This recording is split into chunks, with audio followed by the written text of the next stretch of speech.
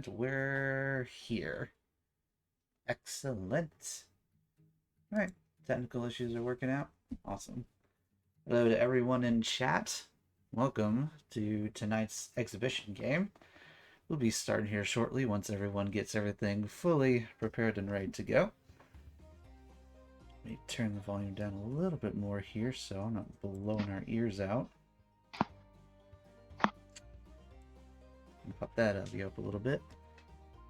If y'all don't mind chat, just let me know how the volume is. We're still trying to make sure everything's working out all right up here. But excited to have everyone here this evening. I'll be the Dungeon Master for this evening. My name is Dux, aka Zach.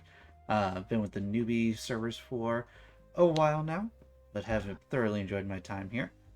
We've got 3 veteran players with us this evening. They prepare to take a run at a dragon in her stronghold. It'll be a good time. Give everyone a few more minutes to mosey on in here. I know the Discord notification just went out, and we'll be hopping in a little bit. If y'all have any other questions about playing D&D or the newbie server in general, feel free to post it either here on Twitch, or if you're in the Discord, you want to have a little more private conversation, feel free to message me directly there or in the special events text.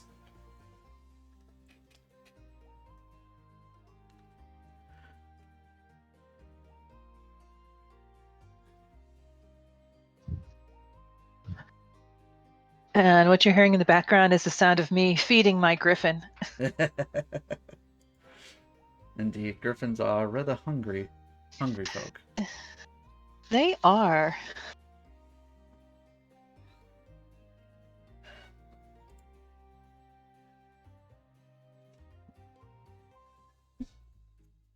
Beholder, variant human is something that you'll need to discuss with your DM.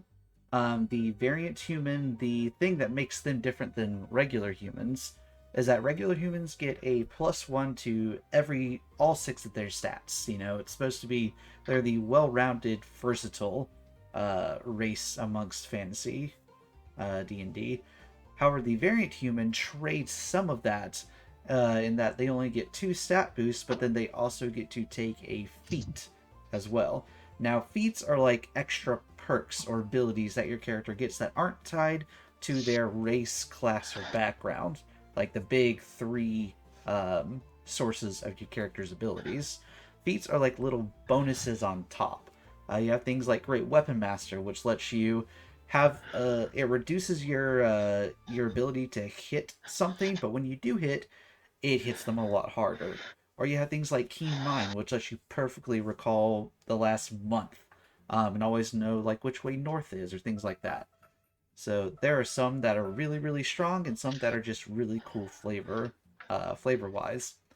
But Variant Human gets access to that right out the gate, whereas pretty much everyone else will have to wait until they reach a certain level to get access to a feat. So I would consult with your DM and see if they are playing with feats and if they allow variant humans, because that'll ultimately be what decides how that works. But yes, variant human is a quote unquote official option, but the feats are an optional rule, which you would only ever use the variant human if you were using feats. Good question though, because that can be very confusing. There are a lot of races in 5e, and it just keeps getting bigger every book.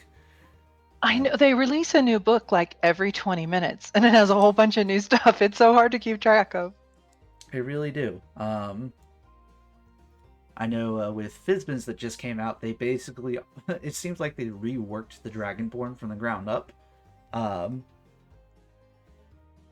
Actually, you know what, Beholder? I think you're right. I think variant humans get, excuse me, 1 additional skill.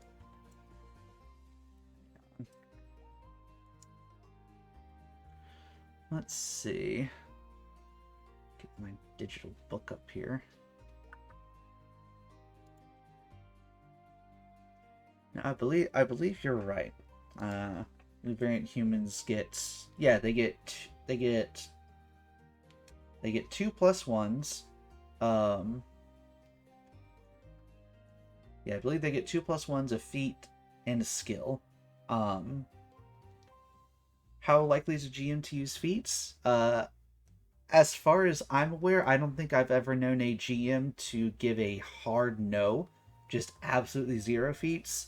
The thing that will differ a lot is how likely are the GMs to allow you to just take feats, because one of the other caveats about a feat is that some of them are a little bit stronger than others. As I mentioned earlier, there's like the examples of Great Weapon Master and Keen Mind. Great Weapon Master is just a massive increase to your ability to deal damage in combat, whereas Keen Mind's a lot more useful for a role play or exploration based campaign. So, for a very smart fighter that likes to wield a greatsword, depending on the nature of the campaign, one of those two is going to have more use. I know some DMs, because of how strong certain feats are, they'll actually go with a baseline, everyone gets a feat to start with. I've personally never run a campaign that way, but I know some DMs or GMs will go that route. But it, to my recollection, I don't think I've ever met a GM who's just like, nope, no feats, because that kind of takes away their fun. Any other DMs in this group want to chime in on their opinion on feats and the allowance or disallowance of them? I I love mean, feats. I'm always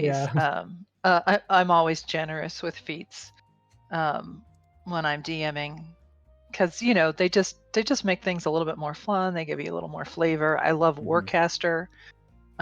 It doesn't make sense to me if you're playing a warlock and you get an opportunity attack that you have to pull out a weapon and stab them with a knife when you're a warlock, or Mm-hmm. or any kind of a caster. I think Warcaster makes a lot of sense if you've been a.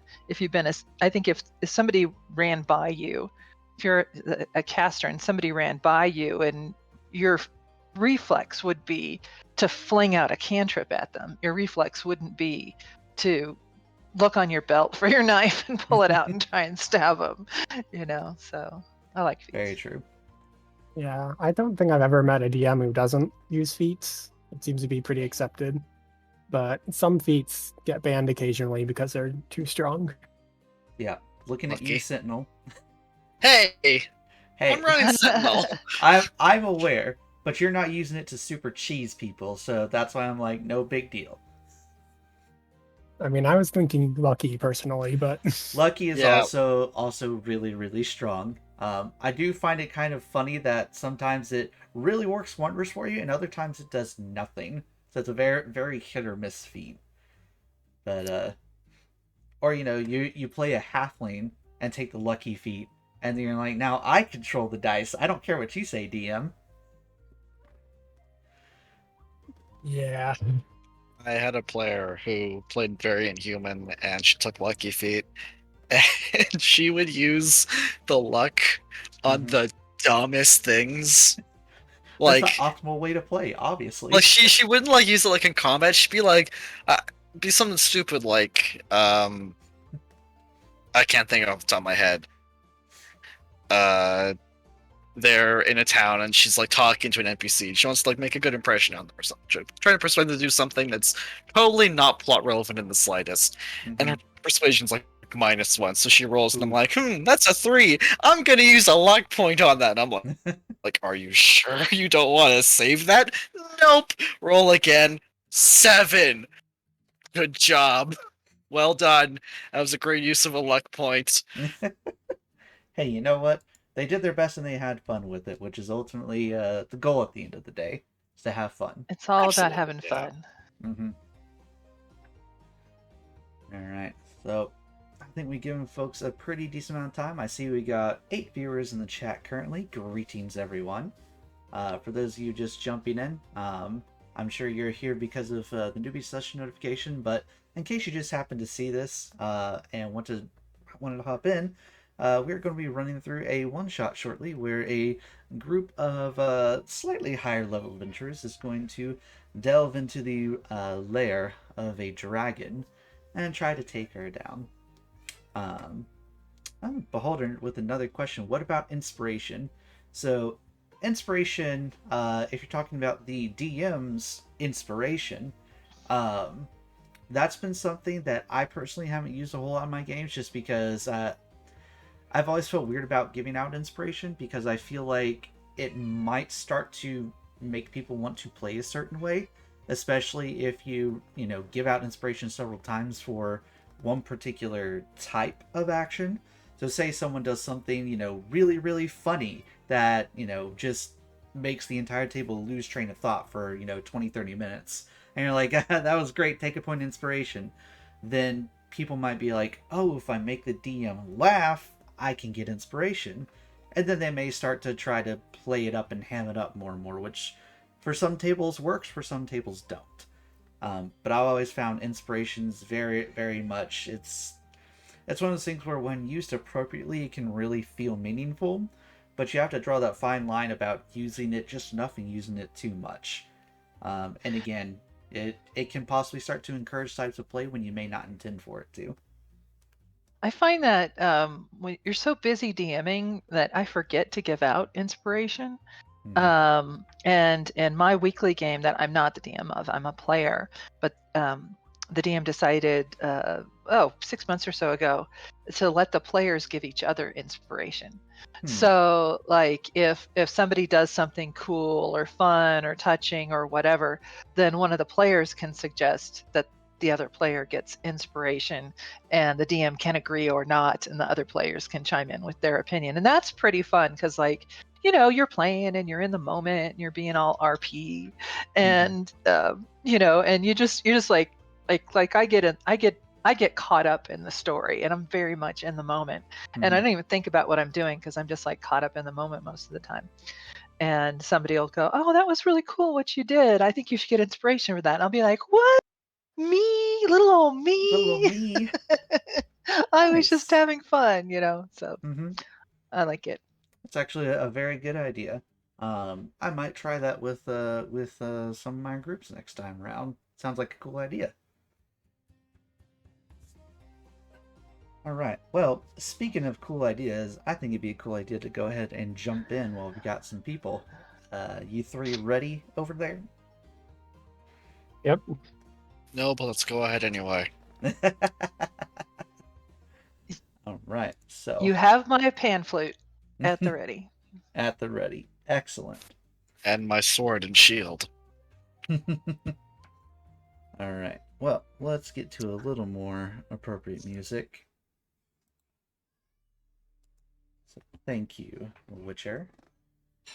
Of course, Beholder. Glad to have you. So, let us jump into it, shall we? Get my notes up here.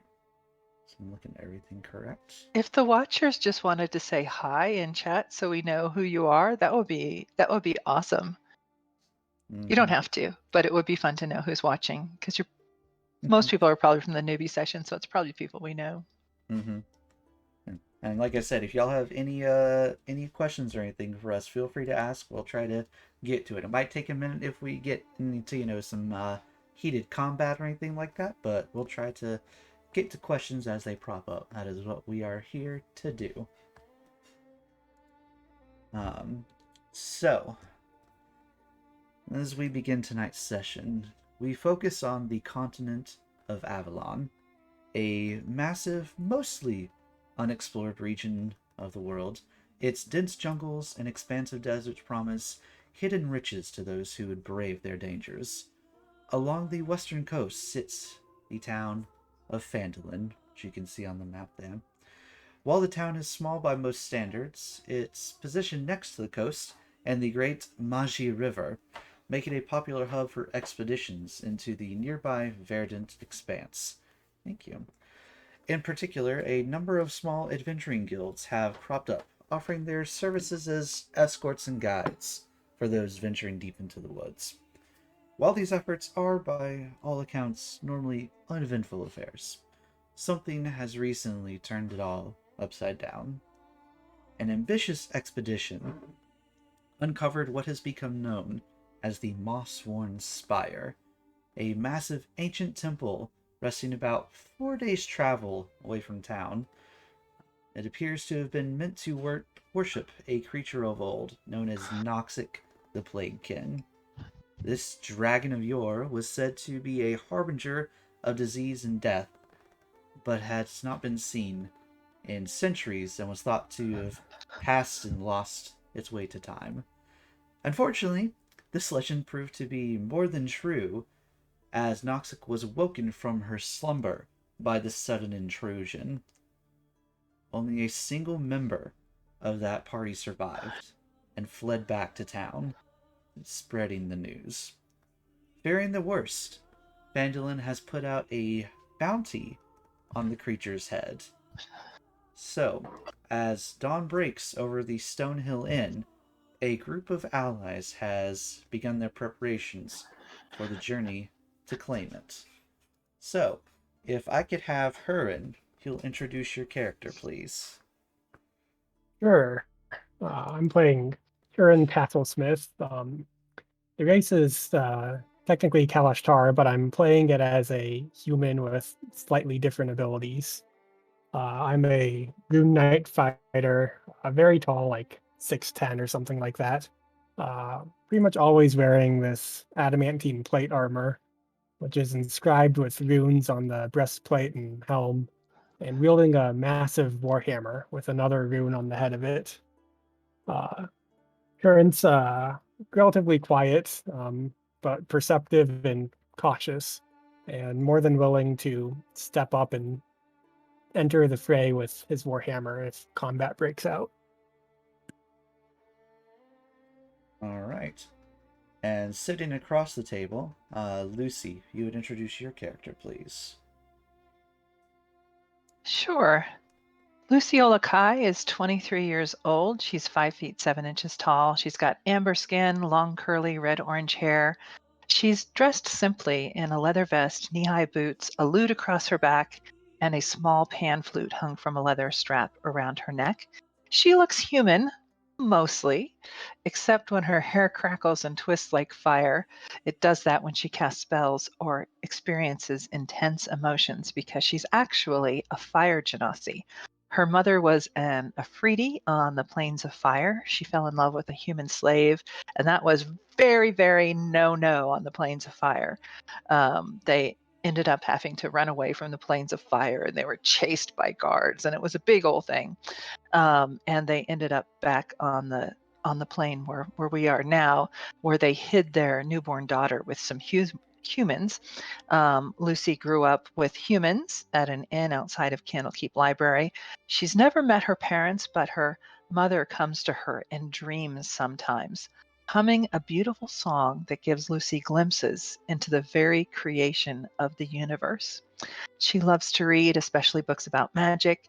She's a morning person. She rides a griffin named Talon, and she is a bard from the College of Creation, which is from Tasha's Cauldron of Everything, which is very, very fun to play. She has this connection with the song of creation, and she can create things and control things in a unique way, which is very fun to play. Excellent. And the last but not least member of the party, Miss Lightshield, if you would introduce yourself, please. I'll be playing Bella Flightshield. She is a tiefling, coming in at a good 5'5", which makes her the shortest person in the group. Bellith was a runaway from home, became a mercenary, then left the mercenary life for a little bit, branched off from her group, and then was saved by her guardian angel, you could call her, and became a warlock, Pact the Celestial. So she's I've described her as a paladin in every way, but class levels. Personality-wise, kind of the same way as well. She's very direct. She will stand in front of her allies and be protective of them. She carries a sword and a shield. For class levels, she's 4 levels of Cavalier from Xanathar's Guide, and 7 levels of Celestial Warlock. also from Xanathars. So she has some magic, some healing, and she has an ability to mark opponents, which gives them disadvantage to attack creatures who's not her. So she can kind of like challenge a creature and say, either you hit me, or I'm going to make it harder for you to hit everyone else. Which Lucy appreciates very much. Yeah. Gotta protect the squishy bard. The squishy bard with more hit points than her.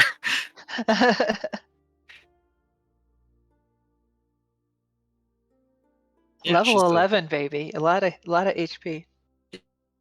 Yeah, just a very very direct, protective, quite well spoken and eloquent, attractive if you're into tieflings.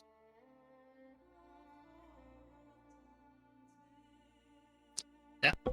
Let me remember to unmute my mic for a second. So yeah, it should be noted that for those of you not familiar, Dungeons and Dragons, your characters can go from levels 1 to levels 20, 20 being the highest. So these characters are level 11, so they're a little bit on the higher side, as it is currently. So just keep that in mind. Some of these things they do and threats they face, you will not immediately face if you begin a campaign at a lower level. So fear not, the things that will be trying to kill them will not be trying to kill you the first time you sit down to a table to roll some dice. So fear not, friends. You three should probably be afraid, though. It'll be fine. I'll be fine. I'm afraid of nothing. Except you. Uh-huh. You're terrifying. Good. So, as dawn breaks over Phandalin, you three have found yourselves waking in the Stonehill Inn. A breakfast meal is provided to you all as you are sitting, plotting your initial route. A familiar face saunters up. You see, dressed in kind of a very loose cloth tunic, is the gold dragonborn known as Valoth. As he kind of hands you all your food, he leans back for a second. So, heard you three are about to go try to take this thing down. Is that true? That's the plan. Hopefully we'll have more luck than the last group did.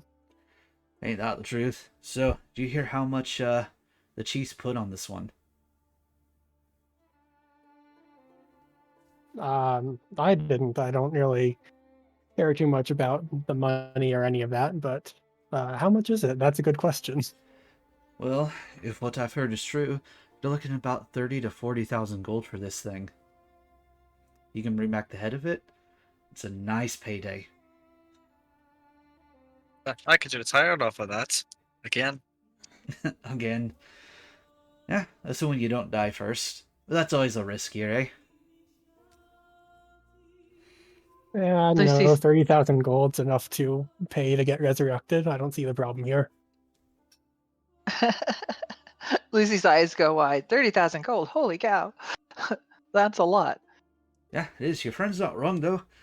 But no, cleric back in the day who saved my ass a few times. And, it cost a pretty penny, but, still kicking today, so I think the magic worked out for me. Anyway, y'all know where you're going, right? I'm not worried about paying for a resurrection. It's getting the cleric to go out there if we die. Now, hopefully, strong one here as he kind of gives her a slap on the back. You'll be able to carry either of you if you have problems. Now, if he's the one that goes down, wish you the best of luck. Valo, what can you tell us about the dragon? Have you heard anything from the fellow who came back? Only that it's big, green, and mean, which sounds about right for my kind, unfortunately. As he talks, Dragonborn faces don't really give off much emotion. But you could see he kind of just sighs and has a weary look of someone who's had their adventuring days past them and has encountered dragons like this before. He just kind of leans against the post for a second. Can't stay too long, so I got other folks to attend to, but let me tell you this. Green dragons, they're notorious for their poison breath, so just stay out of range of it. It'll eat through your skin faster than just about anything, and really does a number on your lungs. Especially you, little fire starter. Try not to set the smoke on fire, if you can help it. I'll do my best, but I can't make any promises. She laughs. I'd expect nothing less from you. Anyway, wish you all the best of luck. Have got other things to tend to as he saunters back down. By the way, try to bring back a tooth if you can. I'd really appreciate adding it to my collection. He goes back to serving the rest of the guests in the inn. And I remember last time that we visited someone and got some poison resistance or something from them, and I have lost it in my notes. All right. Um, Yes, that is correct. In our do you little remember? pregame session, you were asked by Garele, who's like the town crazy lady, if you will, to go try to pull 2 vials of poison directly from Noxic, and in exchange you were given 2 vials of potion or poison resistance. So the idea is you empty the vials to survive, and then fill the vials with the poison after the deed is done. Excellent. Thank you for the reminder, DM. Mm-hmm. Yes, and those poison resistance, that's for you and Velith. Huron isn't super concerned about poison. One of the benefits of being a good knight. This has some natural dwarvish traits, which is great. Okay, I'm gonna update that on my character sheet because I forgot to put that in last time. So I have one. That's what we're here for. Excellent. All right, so with your mission before you, is there any last minute prep you want to do, or do y'all want to go ahead and start heading out into the forest? Well, Lucy's been up since before the sun because she's very much a morning person, and she's ready to go. Can see her, putting a checking her equipment, and she's got some little pouches on her belt. She's making sure she's got everything good to go. She might blow a little tune across her pan flute just to cheer everybody up as they head out. But Lucy's ready to go. All right. Velith is, as we're all heading out, Velith is going to produce a. Do paper bags exist? Do paper bags exist here or something similar? There you go. Oh, well, she pulls out a container and like small little wooden chest, and she opens it up, and inside are these like little like pastries, and she says, "I was bored last night. I used to do some baking when I was retired. If you want to have them." These are my chef feet snacks. You can have one as a bonus action. I'm gonna hand each of you one, and I'll keep. We'll give 2 to Lucy, and then 1 to her and 1 for me, of my 4. Um, you can eat one as a bonus action to gain 4 temporary hit points. Right? It sounds pretty good, pretty useful. Mm-hmm. Lucy smells it. And what's it smell like?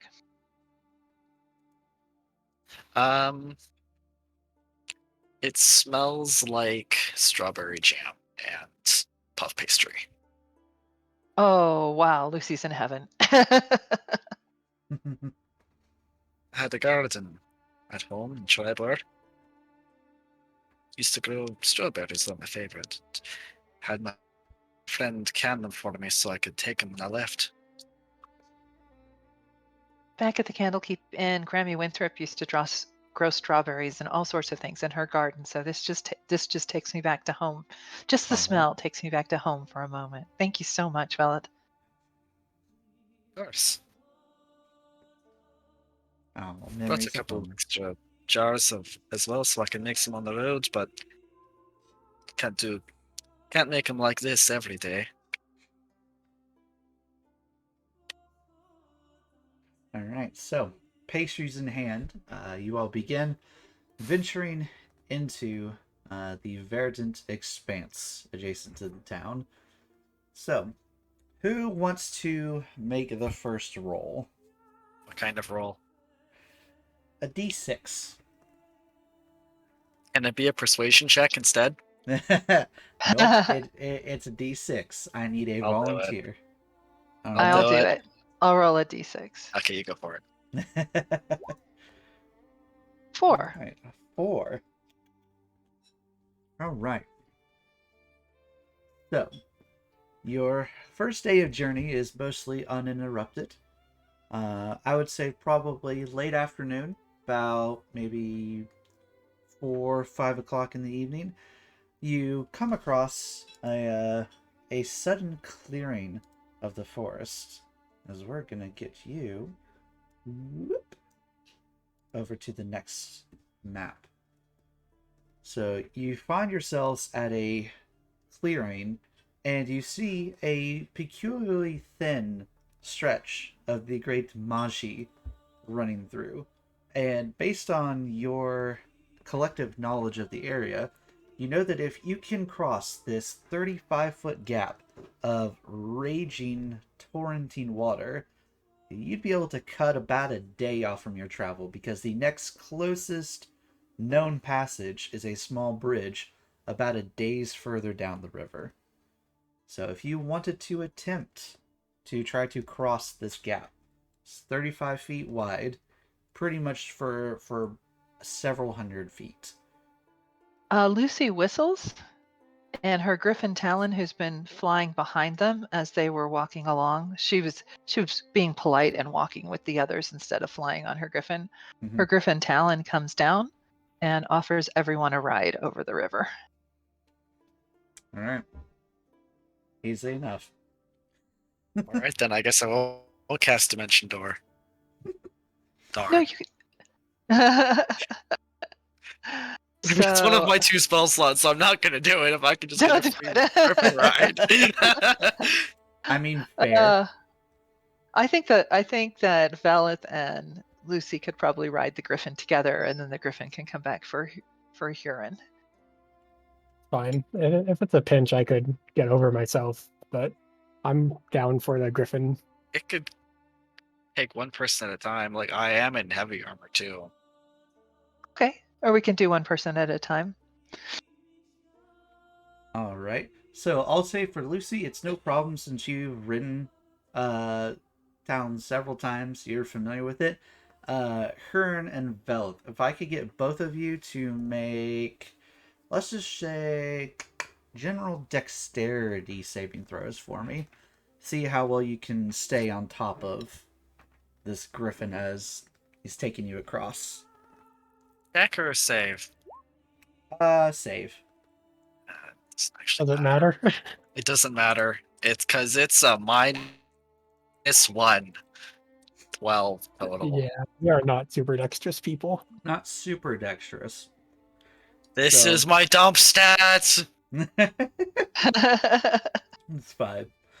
So as town begins ferrying you both across Hearn, it's very weird to be on a creature you're definitely not familiar with. You know, being one who likes to stay on the ground a little bit, as your runes typically are more associated with the ground and earth than things running about the sky.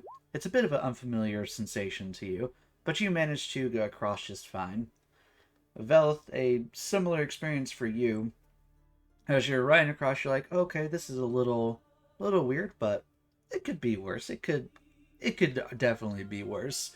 And as you're saying that, as Talon prepares to touch down, you start to get out of the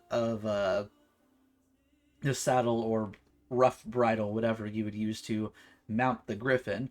And your foot catches the edge of the embankment and starts to slide down a little bit, but you manage to grab yourself at the last second and pull yourself back up as you just made it pass.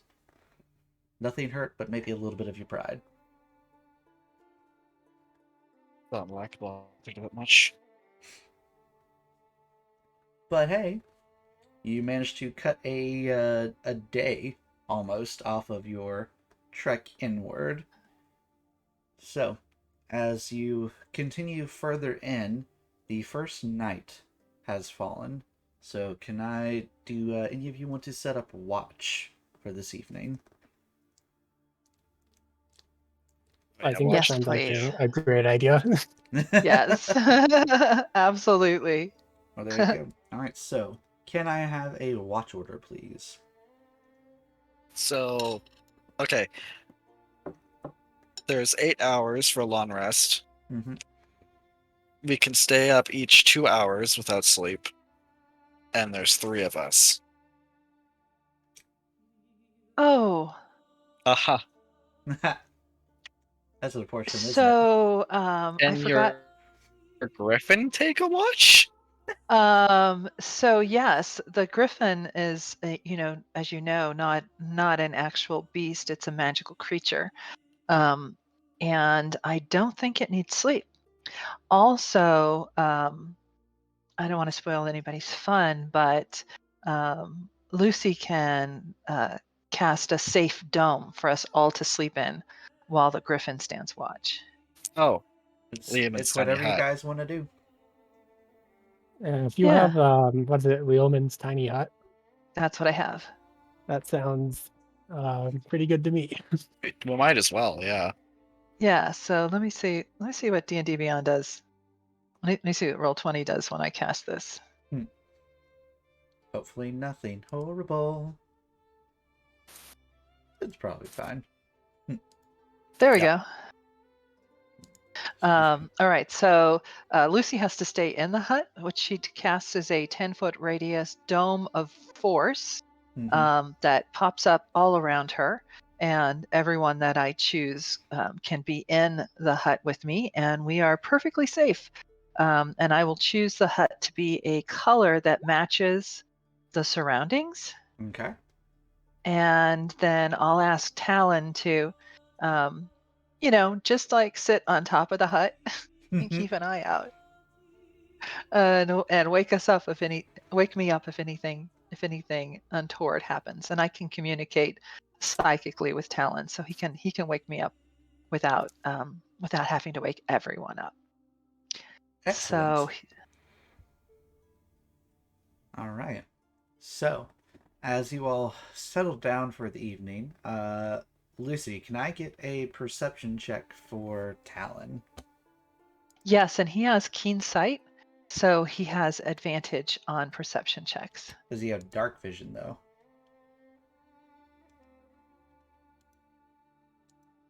Let's see.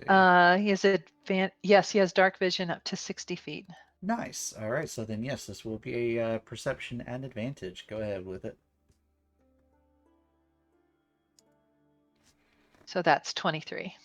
Ooh. All right.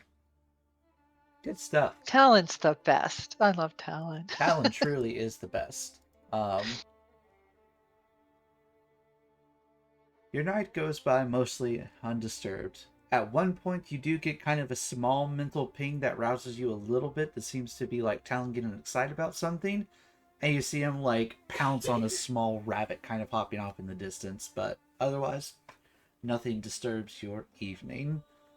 As dawn cracks on the next day, the hut. Lucy will be up just before the sun. Lucy loves watching the sunrise. Mhm, It's to do with the fire. She loves seeing the big ball of fire pop up in the sky. mhm. And And it. she'll pat Talon and give him a little snack. He doesn't really need it because he's a magical creature. He's not an actual griffin, but he'll take it and appreciate it.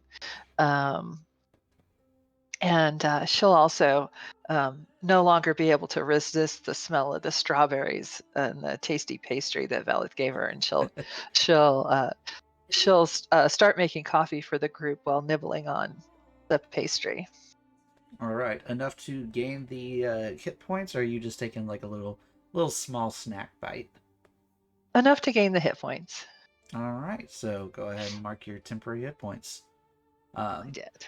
for those of you watching who aren't familiar, so D&D has hit points, which do pretty much what everyone familiar with the idea of hit points does what it says.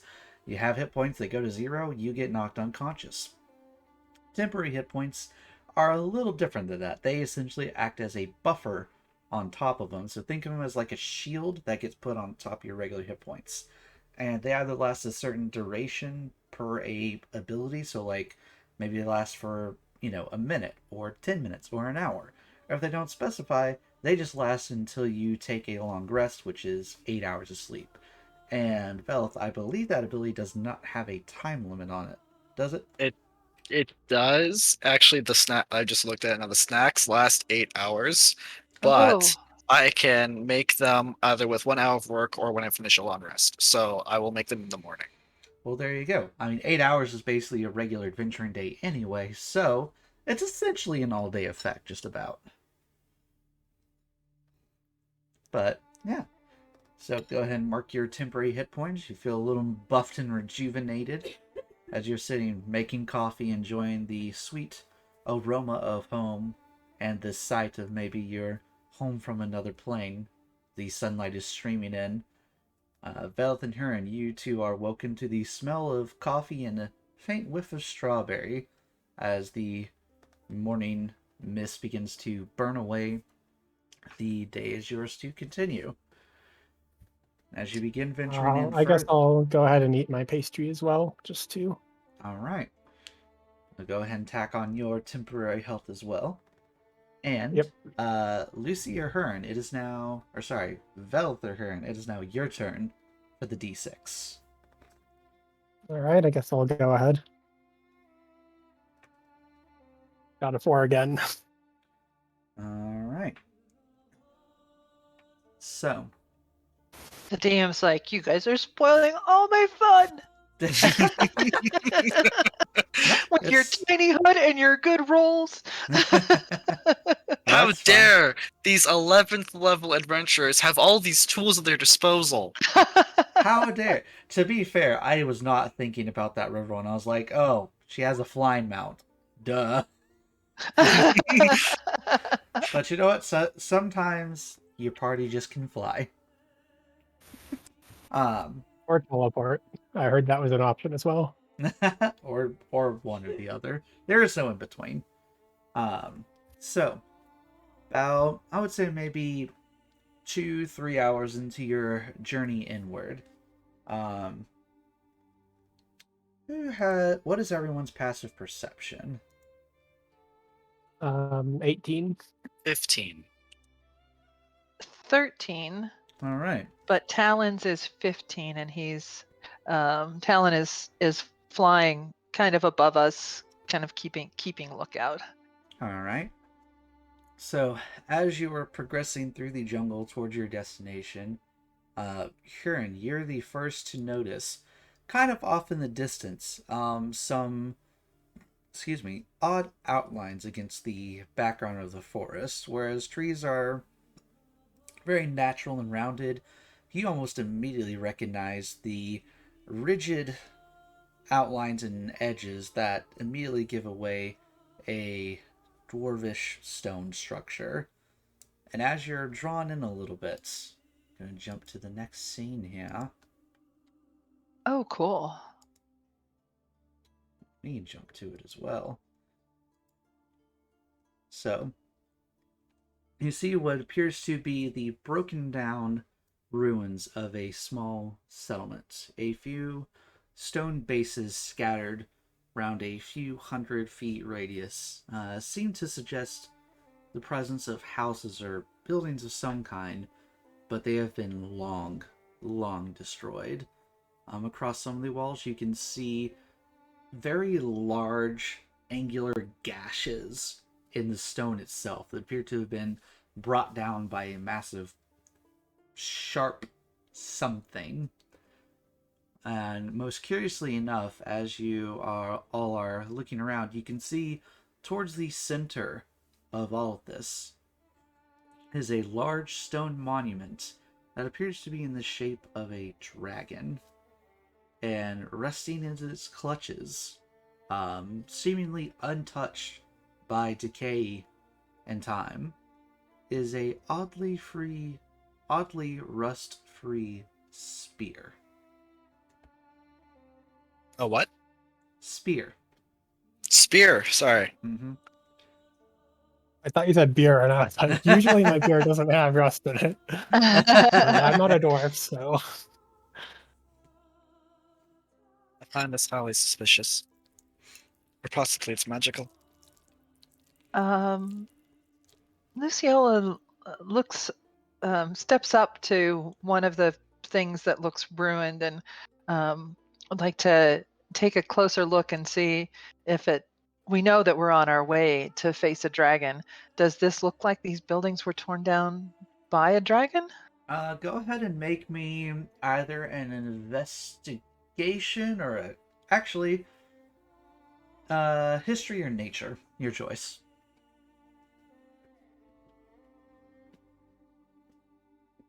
Nature.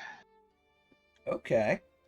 Oops, that actually accidentally rolled with advantage. Hey, you know what? That Should first one turn. is the one we're gonna take, so that's fine. Okay, So 20 so it was total. 16 plus 4 for Oh. 20. Yeah. You're pretty confident in all your adventuring days, and your interactions with Dragonborn. This definitely seems like a claw that could have come from a dragon. The angle of it looks sharp enough. It's definitely big enough.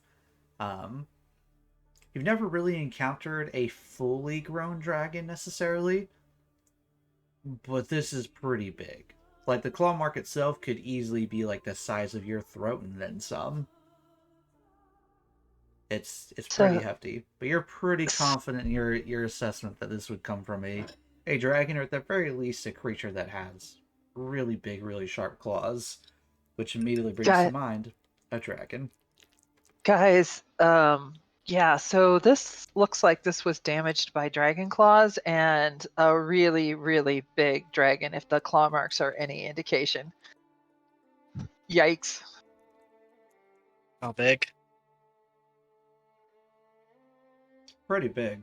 Like the individual incision that you can see, which is, kind of angular and looks like, if someone had just literally taken a claw and drug it out.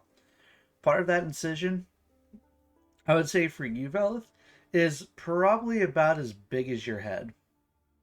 Like just a single claw. Oh, wow. So a pretty Cool. large dragon, maybe a Mm-hmm. huge dragon even. Yeah. Yeah, this looks like this looks like a pretty big dragon. But it looks like this is old stuff, right? It wasn't destroyed yesterday. It was destroyed many Correct. years ago. Mm-hmm. I'd like to ask Talon to kind of fly around, um, being a little bit stealthy so as not to draw attention, and just take a loop around the area and see if there's anything around here that looks like a dragon or All right. anything suspicious. Kind of give me an aerial view All right. of Go what he ahead. sees. Go ahead and make a perception check with Talon for me. Put that keen sight to use.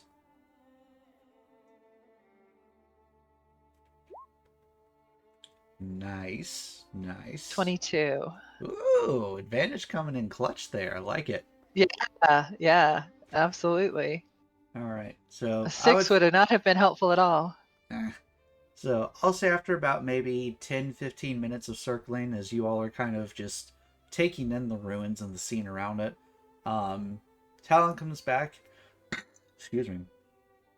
He doesn't report anything immediately suspicious, but he does note that there seems to be like really thick fog a little bit further in, like a little bit northeast of where you guys are at, which is the general heading you are given for this spire you all are supposed to be going to. Can we tell if we're? I will pass along to the rest of the party what Talon said about the fog.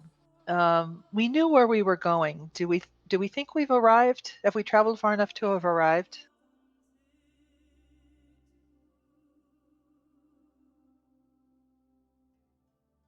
My sense of direction isn't very good, but I find it. I find it too coincidental for it just to be a coincidence that the direction we're going has some very thick fog. Yes, I'm Happens to be a concerned about the dragon fog there. as well. I'm just wondering if this is the temple, if this looks like the temple, if this looks like our destination or not. Very From, well, maybe. from the descriptions you've been given and you were told, you're looking for an actual big proper temple. This is more of like what appears to have been a small village or something, like a small settlement that's just Okay. been ruined.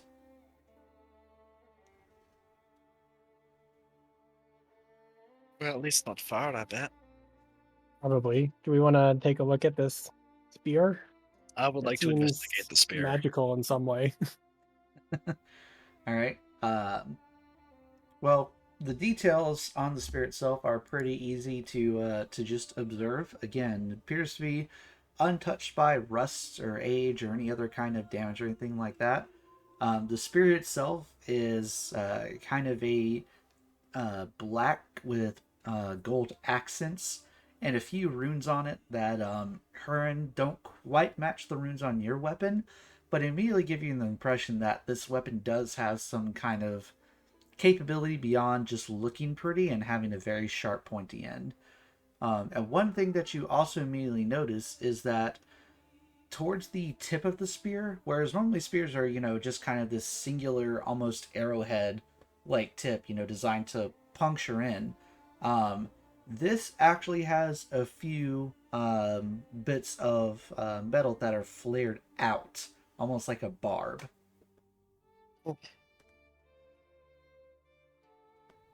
Does it look like there's any traps around it or anything will happen if someone took the spear? Not that you can tell. While you guys are looking at the spear, Lucy hops on Talon's back and flies up about 30 feet. Just keep an eye on you, making sure everything's okay. Well, I guess I'll go ahead and grab the spear and see if anything happens. I'm Huh. pretty tanky, so.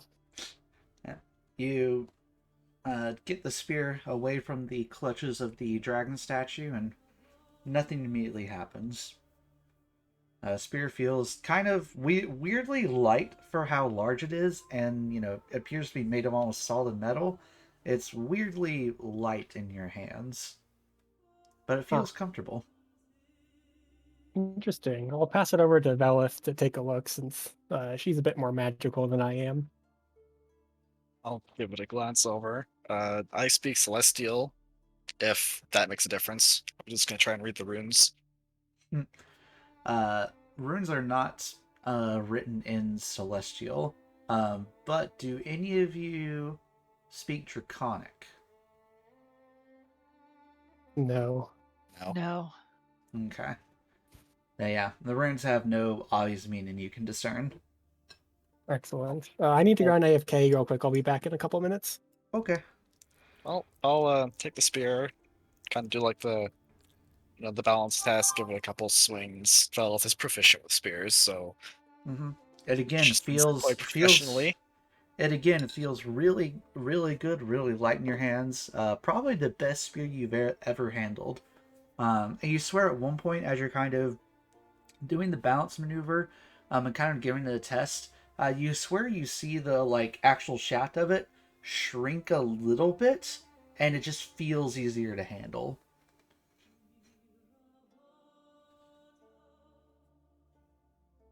Lucy, I don't have a way of identifying items, but I've heard a magic that can do so.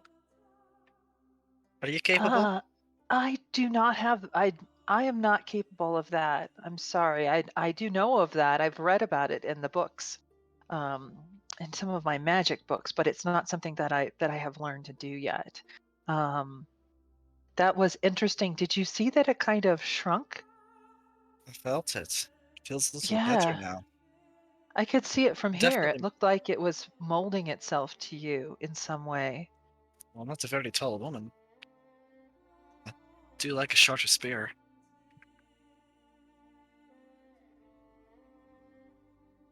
I'm sorry, what was that? Nothing. Don't worry about it. Um, it's more comfortable now. That's all I'm gonna say. I think I'll keep it. Hoping it's cursed or anything. I have read in my books that if you hold on to a magical item for a certain amount of time and kind of focus on it, you can kind of learn about it even without spells. Yeah, and even if it is cursed, I do have a spell to remove one, so it's no Well, harm in there you bringing, go. no harm in bringing it to Delon as long as it doesn't kill me. What does it look? What does the spear look like again? Um, the shaft It's of got. it appears to be made of blackish metal, kind of accented with gold runes that are in a text that none of you recognize. And then the front of it appears to be kind of a large arrowhead almost. That towards the middle of it actually has sets like a set of metal prongs that are flared out, almost like a barb would.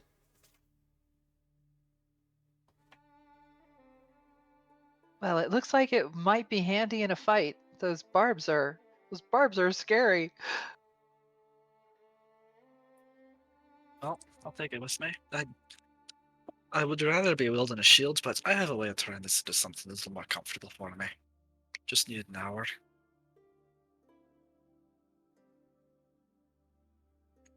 All right. So, any other investigations around the runes you guys want to do? Um, let's see. I'd look to see what the scratches were. Mm-hmm. I'm gonna fly up. I'm gonna fly up just a little bit close towards the fog, but not into the fog. How Mm-hmm. far do I have to go to like be on the edge of the fog? The fog's probably about, I would say, another 2-3 miles out. Like it's on out there. Oh, okay. I Yeah. won't do that. I will fly up a little higher so that I can see that far and see the fog. Mm-hmm. Do I Yeah. see anything more specific looking in Uh, that direction? Go ahead and make a perception check for me. And just bear in mind you're trying to make out details from like a mile and some change away. 17's still pretty good. Nothing immediately sticks out to you that Talon hadn't already told you about. But as you're going up and as you're coming back down, you do something does sit in the back of your head that you haven't quite been able to piece together just yet. But now seeing everything makes a little more sense. There's not really any wildlife around here now. It's weird. Like, you saw Talon last night. Um, was hunting, a rabbit during the night, but now there's almost no wildlife at all. There's like small birds and squirrels and stuff, but you've not heard much wildlife or much activity outside of your group ever since you got here. I'll look around and I notice the sound. I notice the lack of sound. Mm-hmm. And I'll look around and see if I see any clues to why that's happening. I guess that would have all been in. I Yeah, guess that would have all been in my perception. Okay, yeah, so it's it would. quiet and I don't see any wildlife around. Well, Um, um, I'll come back down. I'm still on Talon, but I will come back down and mention it to the rest of the group, and I'll just say, have you guys noticed how quiet it is? When we flew up over the trees, I looked in all directions and I didn't see any wildlife, which seems No, very weird to me. I'm noticing that now. It is quite bizarre. it's more than a Further little out, unnerving. think we're getting close to the dragon's territory.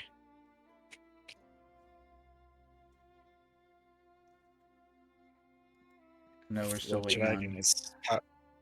If the dragon is as powerful as we've been led to believe, then I don't put it past it to scare off wildlife and create large banks of fog around its lair.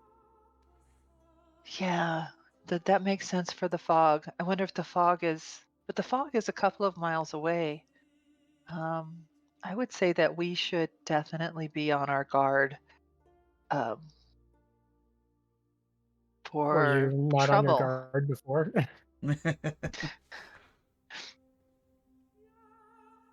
But I agree. It seems like it's probably not a good sign to have all this fog around.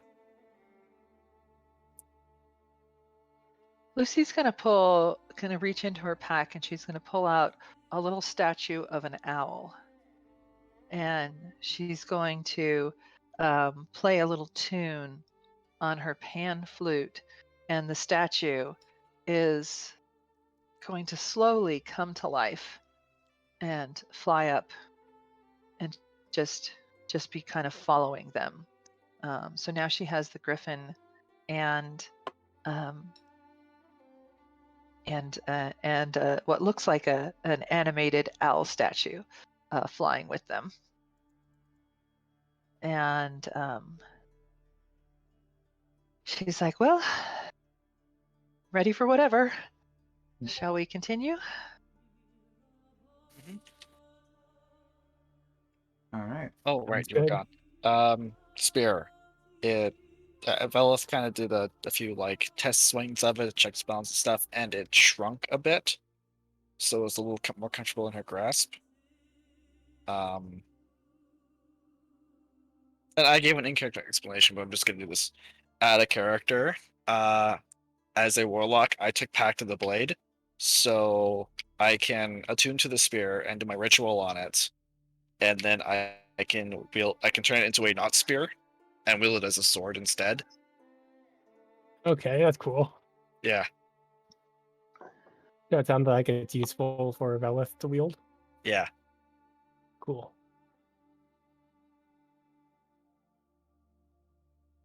All right. So, I'm good. I think I'm good. all right. Anything else you want to do here at the ruins, or you want to continue on with your investigation or your journey inward? I think we're ready to move on. Yeah, I think we're good to go. All right. Keeping an eye out for anything interesting that might pop up that we might want to stop and investigate. But after looking around at several of the ruins, and seeing the marks and finding the sword, the spear, just keeping an eye out. Mm-hmm.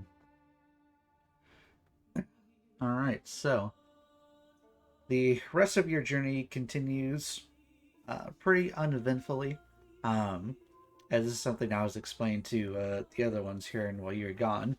But as you move into the nighttime and find a place to make camp, you notice that weirdly absent is all of the normal noise that would accompany a forest at night. There's no chittering of small animals, no uh, calls of various insects. It's all dead quiet. Ominous.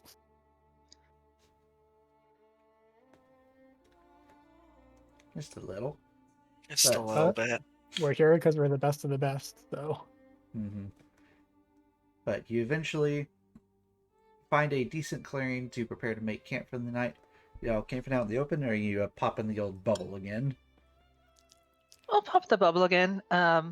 And just so everybody knows, after about an hour of traveling, the owl returned to me and returned back to its statue form, and I put it back in my pack. okay. Popping the bubble sounds good. That worked out well last night, so I see no downsides to it. Mm-hmm. All right. So The area where we're stopping, what's it look like? it's just kind of a clearing in the middle of a thicket of trees. The forest has gotten very, very dense as you've gone on. You've definitely made it off the slightly more ventured path now. You've kind of followed a very roughly drawn map up until this point, but now you're getting kind of towards the fringe edges of what has been mapped out so far. Um, so this is about where things are starting to really get wild, and you're having to rely on, the sun to help determine your direction and landmarks that were told by the sole survivor of the previous party to be looking out for. So the clearing itself is, maybe 20, 30 feet wide, just kind of where there aren't a whole lot of trees condensed anymore. But it's, Okay. relatively flat, decent place where you could set down for a moment. I'd kind of like to tuck up next to the trees, and not be right out in the middle of the clearing. The bubble's kind of obvious out in the middle of a clearing, Mm-hmm. but if we could tuck up, under a couple of trees on the edge of the clearing, does that sound good to you guys? Sounds fine to Yeah. me. So I will cast Leonid's tiny hut once again, All right. and not only does it protect us from the inside, you can look out and it's like looking out windows. It's clear on the inside, but the outside becomes a brownish green color that blends in with the bark of the trees and the forest. And it's not invisible or anything. It's just, you know, like camo. Mm-hmm. From the outside, it is solid. People can't see in. All right. So And as you're doing that casting, can I have all three of you make perception checks for me, please?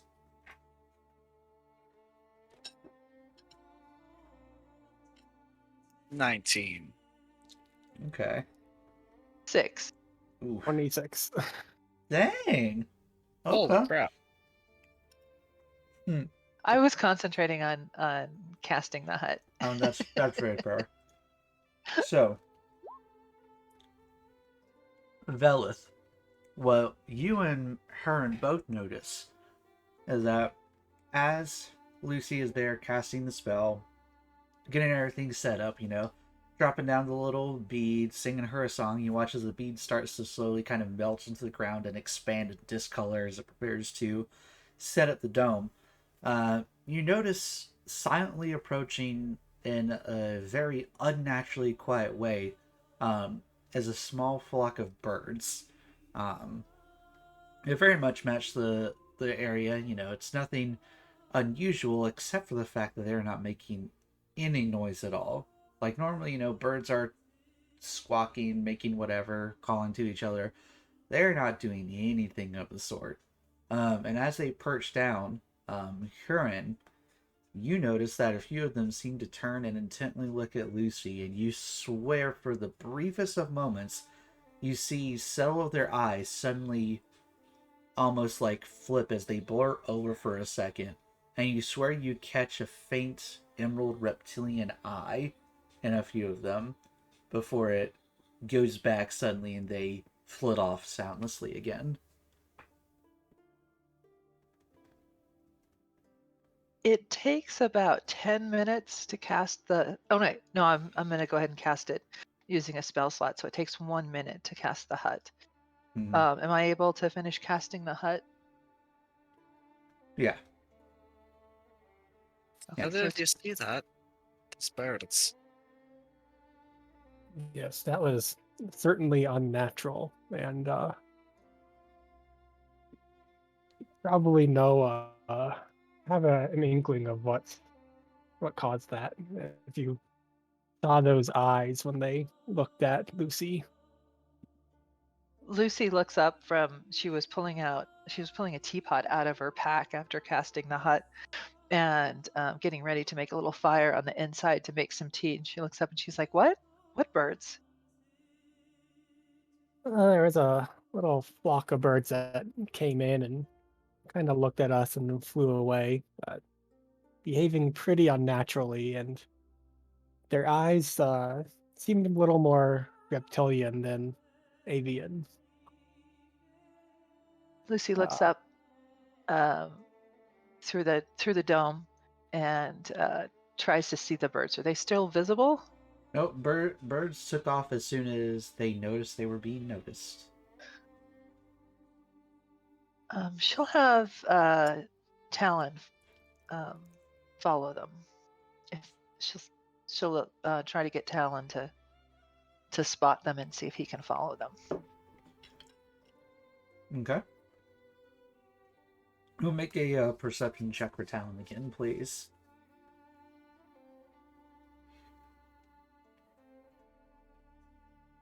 Okay, advantage. It's a 19. 19. So as you ask Talon to do this, you can see kind of like perks up and just kind of stares out into the sky and is tracking for a solid minute or two. Just time to scan everything going around. Before he just kind of looks over at you and gives you just kind of a dejected, almost like a shoulder shrug. He appears to have not been able to spot these tiny birds as they flitted off into the night sky.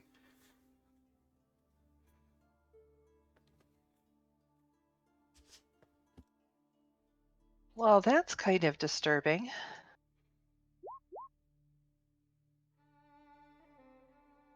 Yeah, it looks like we probably don't have the element of surprise on our hands. Have I ever heard of birds doing that before? Go ahead and make me another history check.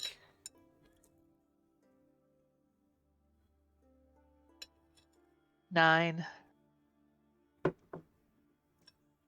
It's unnatural. Everyone knows that. You've never really been interested in the methodology of avians, but it's definitely unnatural. You know, I love Talon. Talon's the best, but you're right. I'm not really that interested in birds. In fact, the littler ones kind of freak me out a little bit. Smart they are, All the right, hard to keep track so of. Lucy's gonna make a little fire. Gonna heat up some water, make some tea for everybody. We pull out some travel rations and make a little stew for them before they go to sleep for the night. Just checking on the stew. What rations are you putting in there? I think you'd know by now, but Huron's a vegetarian, so no meat, please. Oh, okay. So Lucy would know that, and she's making a vegetable stew. And she hands a cup of stew to Velith, and she puts a cup of stew for her and for Huron, and she pulls some bacon out of her pocket, and she breaks a little bacon into the top of Get bacon. her stew, and then looks at Huron like, "You want some bacon?" No, thank you. I'm not a meat eater. Oh, sorry, I went the wrong way with that. She'll offer bacon to anybody who wants it, but it is a vegetable stew. All falls on her bowl, please. All right. She's like, it was a trick I had at the inn. I would always take some bacon from the kitchen before I went adventuring. So I always like to have a little bacon in my pocket just in case. Always I have suppose it pocket would also bacon. help if you needed to tame a wolf or something like that. You know, everybody loves bacon except for Huron. All right. Oh well. So the dinner has had, bellies full, legs exhausted from all the walking. You all sit down for the evening. Same thing as last night with having Talon keep watch. Yep. All Belle's right. gonna stay up for a couple hours. For the first hour, she's going to attune to the spear, and the second hour, she is going to use her pact the blade to turn it into a pact weapon, Mm-hmm. and then she's going to summon it back as a longsword. All right. So throughout your first hour of attunement to the weapon, nothing is amiss, nothing is awry. As you complete the attunement, though, you feel this almost overwhelming force of will hit you. Um, No. have we discussed at length what exactly your patron is? No. Excellent. I don't think even Velith knows. Like, she says guardian angel, but she doesn't actually know who they are. Excellent. Excellent. So, as you attune to this spear, um, the last thing you recall from consciousness is the runes on the spear lighting up a little bit and shifting before your eyes before darkness and unconsciousness takes you. It as you're now kind of almost floating in this dark, empty void of your dream-like trance. Faint, not words, but feelings start to kind of run through your head. As of power, victory, of might over the Drake. As these kind of almost fog-like images and, imagine if it was a movie, but everything was just like caricatures of fog, so you can't see any details or anything. But a few images flash, including that of a dragon. It's being attacked by a group of people, and they're wielding something. They're wielding a spear. And as the dragon starts to rear up to do an attack, the spear hits it, and you watch as from the point of impact, the smoke that is the form of this dragon seems to darken and solidify as it reaches up through its neck, and as it tries to make this attack, its mouth opens and nothing comes out as the entire thing solidifies and shatters into nothingness. As you jump back up in a cold sweat, you look over, and now the runes on the front have adjusted to where you can read them in common. And you see now the name of the weapon, the Probanima. Probanima. And you now know, as a gift of knowledge from your patron, that this is a +1 spear that has an extremely unique and extremely powerful effect. So write this down. Write it down. When thrown, you can use a command word that causes the barbs up front to expand further, and when this hits a dragon-type creature, it will disrupt its breath weapon. If it attempts to use the breath weapon, it has to make a DC 20 Constitution saving throw, or lose the breath weapon until it can pass it. It can be torn off with a DC 20 strength check, but it requires a action to do so. And that is the only way to remove this effect once it is done so. This effect has 1 charge, and it regains it every dawn. Hold on a second, I'm writing this down.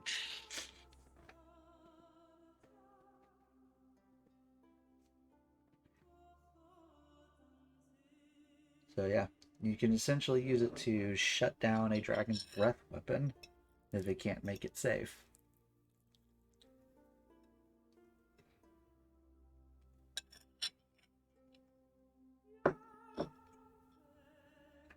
Velith is gonna just sit there quietly after regaining her breath and looking at the weapon and just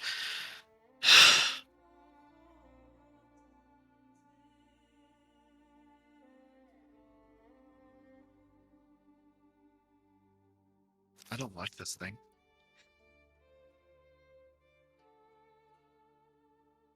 But it will be useful.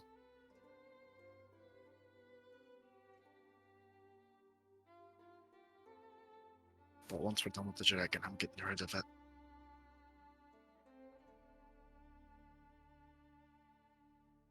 Isabel, not a fan of spears. Both is not a fan of that dark void with power, feelings, and thoughts.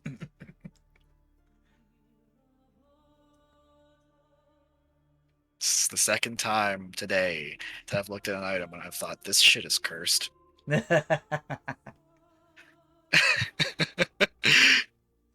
hope it's not the second time today I'm wrong about it. Well, we'll see. As you contemplate the rest of its existence, regular unconsciousness does eventually take you, as the rest of the night goes by uninterrupted, as once again the sunrise creeps through the now slightly thicker morning dew mist that hangs in the air. You all awaken and are ready for the final leg of your journey, since you managed to skip a day because your DM didn't remember you had a flying mount. I won't make the spear my pack weapon. Okay. Just to clarify on the spear, if you use the effect, it has to be left inside the dragon. Mm-hmm. Okay. So essentially, when you throw it, you use the command word, and if it hits, instead of like a normal spear that you can easily pull out, it pops its barbs, so it gets stuck in there. And anytime the dragon tries to use its breath attack, it has to make a save, or it loses the breath attack and still has to roll for recharge. And the only way to get rid of the spear is to literally try to yank it out by force. Yeah, it sounds useful, but I don't think Velith wants to throw away her packed weapon. Oh yeah. Well, Yeah. Also, it's a magic weapon, and I have improved pack weapon, which, if my packed weapon is not already a magic item, it makes it a magic +1 item. mm-hmm. Yeah, so that they can't stack. And also, yeah, I throw the spear, and now I have this normal non-magical sword to hit a dragon with.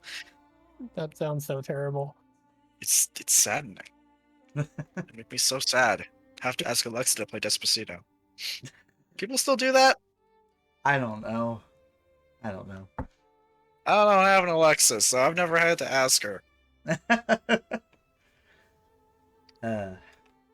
Anyway, so morning comes. Is there anything else you all wish to do in the ruins before you set off on the final leg of your journey to the tower? Excuse me. Sounds like we're good. Yep. Awesome. I'll be back in a minute, though. All right. I'll be quick. You better be. Actually, speaking of that, I do need to go get myself a drink real quick, so I'll be back in 2 seconds. For those of you still in the chat, appreciate you all being here. If there are any other lingering questions you all have, please feel free to send them, and I will get to them just as soon as I get back. I just gotta go get a drink real quick, so we will be right back in a moment.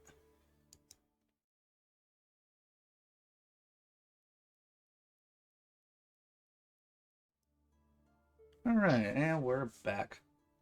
In chat, appreciate your patience. Druid, welcome. Welcome. So, appreciate y'all being here. I know I've been going for like an hour and a half or so, but D&D sessions can run from a very wide range of lengths. I always try to aim for mine to be about 2.5 hours, give or take. Sometimes it goes longer, sometimes it goes shorter.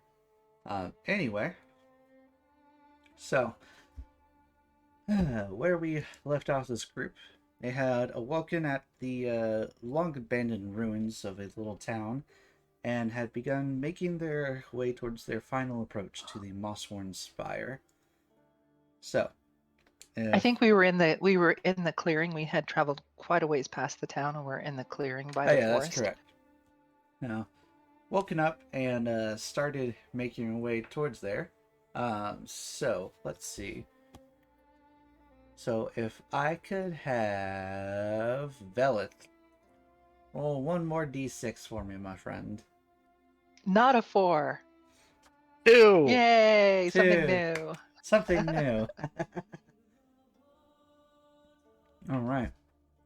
So, I'd say maybe not even an hour into your trek, you come across what appears to be a small campground where there appears to have been a fire pit that has long since burned out.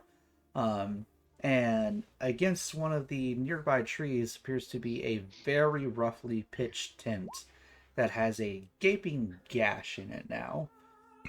A strewn of papers and miscellaneous items are scattered about the area beneath the little lean to tent. No signs of life are around. Lucy says to the rest of the party, "We must be getting close. This is probably the camp of the last group that came out here." Mm-hmm. Probably. Is there anything valuable in the area that we should return to its rightful owners or Go ahead and make an rightful investigation owner, I check for guess? me. I will also take a look around. Of +0, so help action. All right. So, Hearn, you can roll one more time for advantage. All right. Oh, sorry. Look at us being investigative and stuff. So, with a 16, while no obvious pieces of gear or anything are left around, the papers that are kind of scattered under the tent do catch your eye a little bit. And as you're looking around, you notice that kind of off in the backside appears to be like a small cartographer's log that has like a very, intricate drawing of Phandalin on top of it. As you open it to investigate, there appears to be a very roughly drawn, think of like a pyramid that's been, the like building schematics where they like cut in half. You can see inside the building. It's kind of like a very rough version of one of those, but for a pyramid.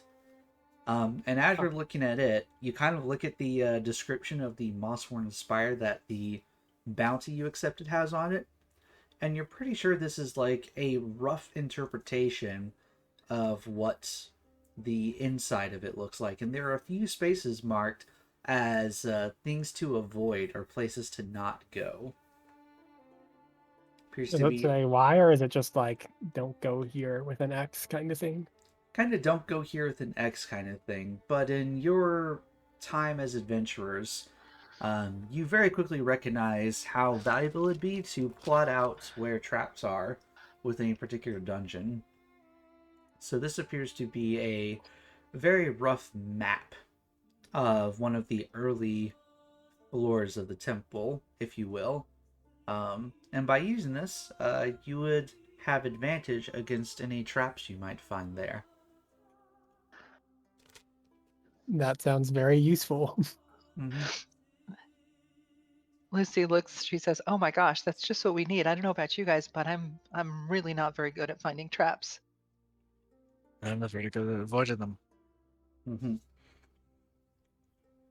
It is also probably the last thing linking this person to his group of friends, and paper may or may not get destroyed in the temple.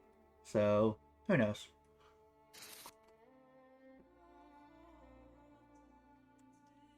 Um, Lucy will look at the map.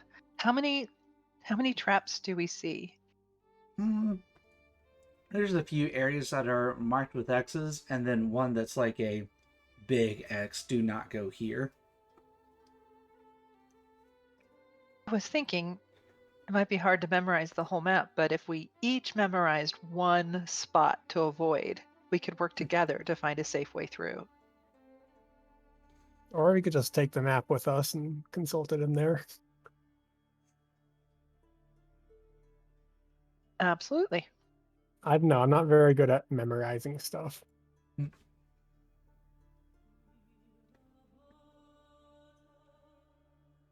All right. So you're going to take the map with you. Yeah, I think that's a good idea to take the map with us. Mm-hmm. Excellent. All right. So. Lucy's going to do her best to try and remember the map just in case something happens to it. Mm-hmm. All right. Go ahead and make a general intelligence check for me. See how good your memory committing skills are.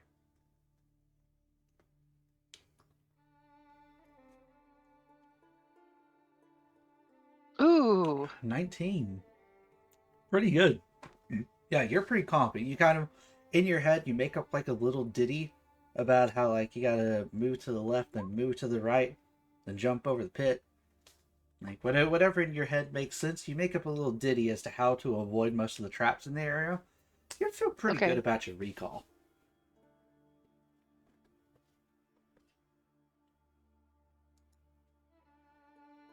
All right. So, with that out of the way, map in hand, feeling confident, you all push forth for a few more hours until eventually you finally come to a area of flattened, cleared out terrain. And you see now, looming up in the sky before you, let's get you over to this map here. Whoa. Excuse me. Is the moss-worn spire. This massive, multi-stepped temple reaches up into the sky. Close to the ground, you see a opening into a darkened interior, while another opening can be seen near the top, although this too is obscured by darkness. Oh, let me change the zoom level on the stream's view so you all can actually see it properly. So Luciola is traveling with the group, but she is riding her griffin about 20 or 25 feet above the others. Mm-hmm. And you can hear her kind of singing a little song. It's just a jump to the left and then a step to the right with your hands on the hips. You bring your knees in tight. And she continues singing because she's trying to remember. Mm-hmm. Let's do the time warp again. Sorry, couldn't help myself. I'm glad you knew my reference. Thank you.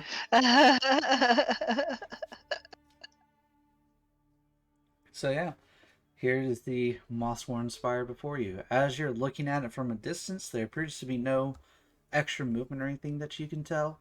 Like I said, there's the two entrances that you could attempt to go through.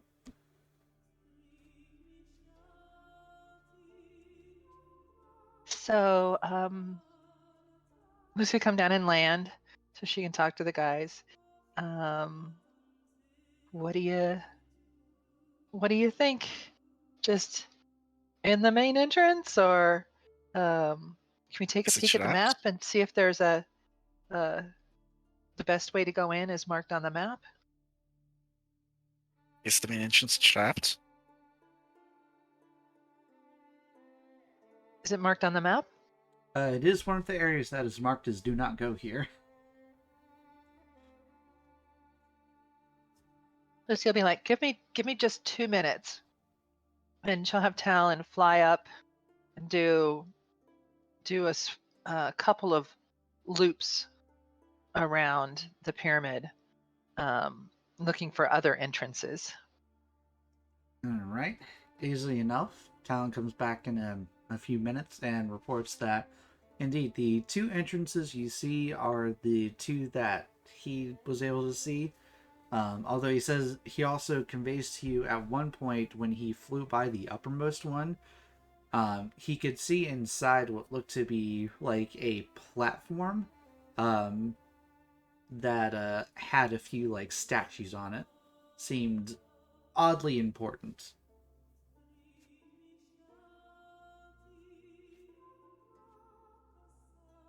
So it looks like the two entrances we can see are the only ones there are. Lucy will pull out her little owl statue again, and she'll start singing a little bit of the song of creation, and the owl will start ruffling its feathers as it comes alive. And I'll be there ready to go.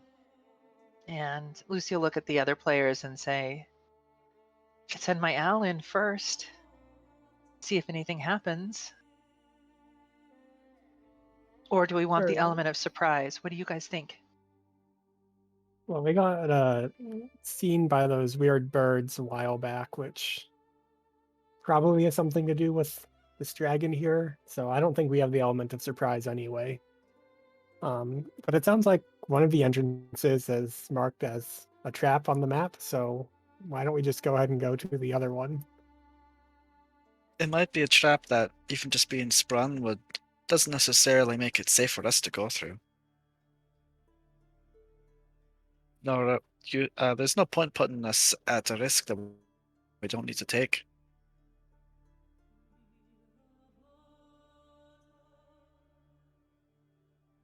On the map, what does the entrance at the top?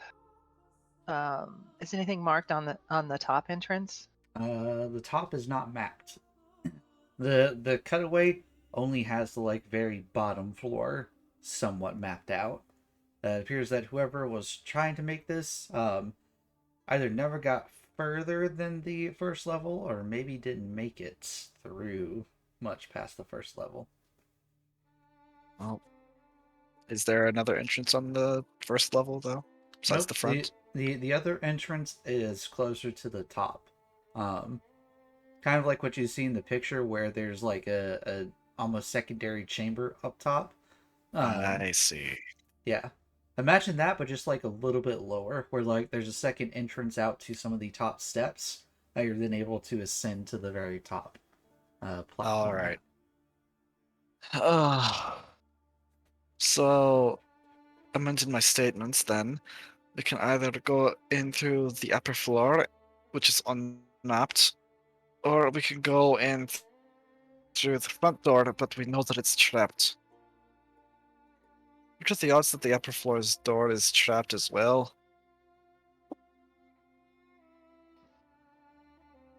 0%. Probably pretty good. We might as well take that into the first floor then, and go where we know the traps are.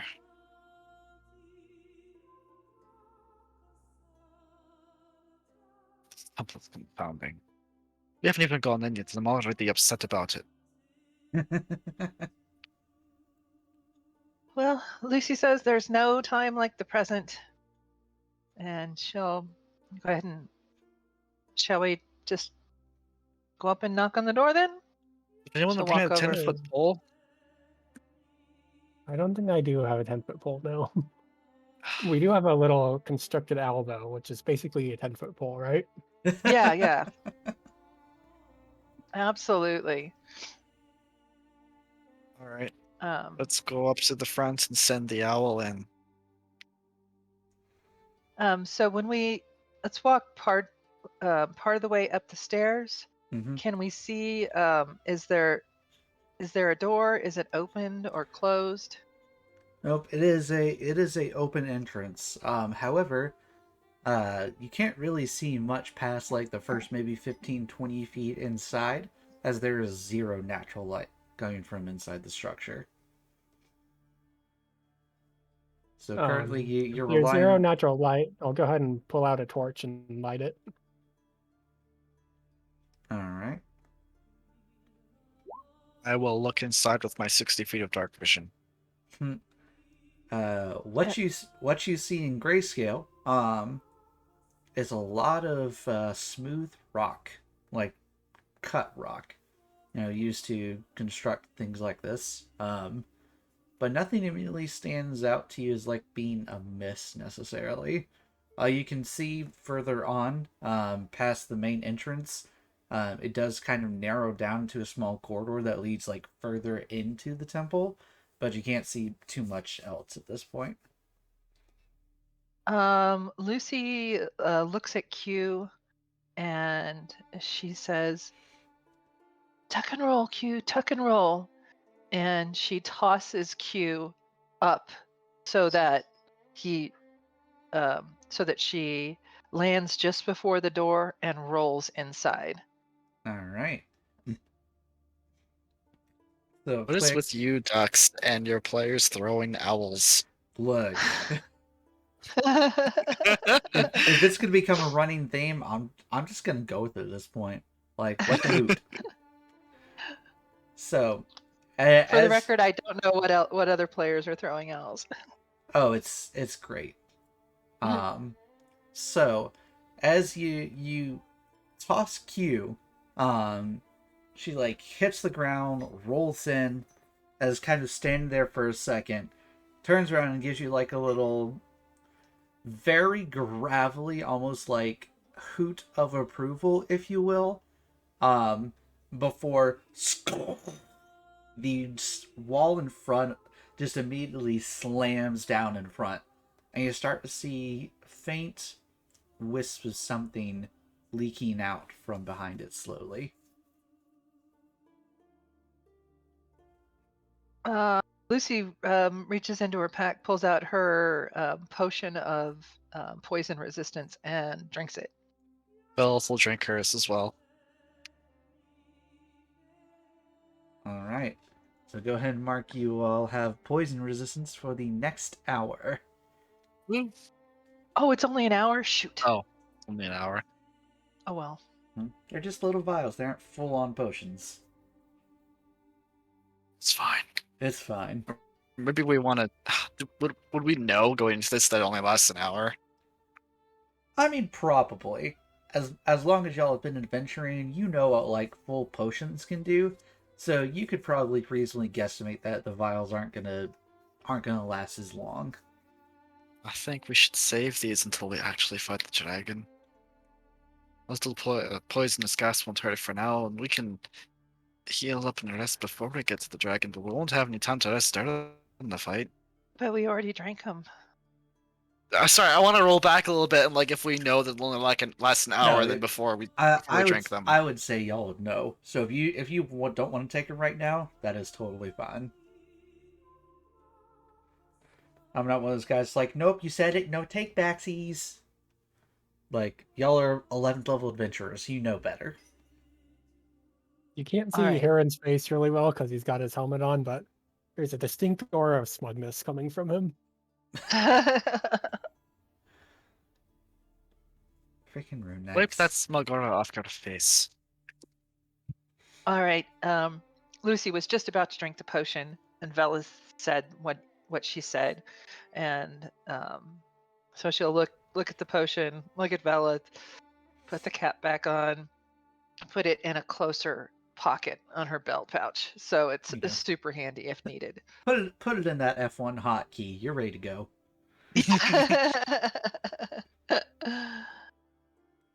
So what do we think? It looks like this trap is not a lot of fun.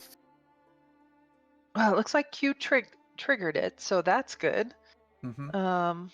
And currently, it is still a solid wall, and there's starting to be a, as I said, there's a little bit of like vapor leaking out, but currently nothing else is going on. Can we smell the vapor? I would say Sounds like a terrible idea. I would say from here you can't really smell it per se. You're still probably like 30, 40 feet back from it.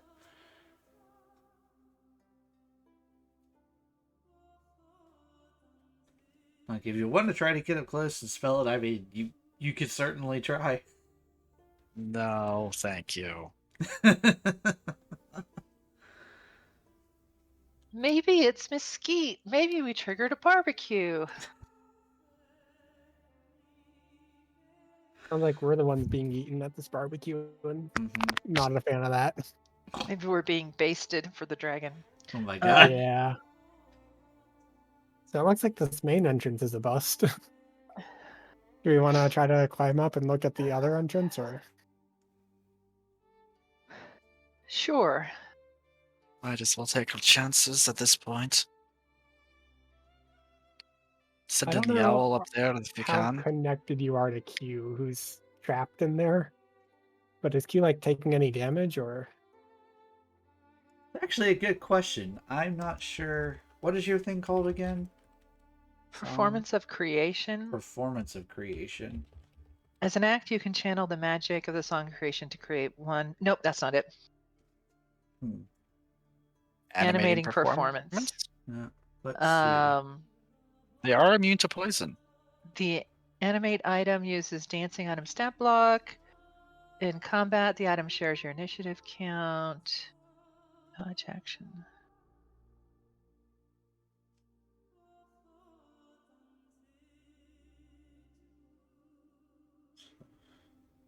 Yeah, I'm looking at damage immunities, poison, condition immunities, poisoned, plus some others, but those are the important ones. It makes sense. It's a construct. Yeah, it's a It can't be poisoned. construct. It shouldn't be poisoned. I assumed it was immune to poison, but I don't know if Lucy can I would know say what's I don't know happening if to they're it. psychically like linked or not. Oh, that's what we're looking Um, for. I'm sorry. Yeah. I don't think they are. I've been looking Okay. looking through it, and it doesn't say anything about a psychic link to it. Okay. Is Q yeah. S- is Q able to fly up and out and come back to us?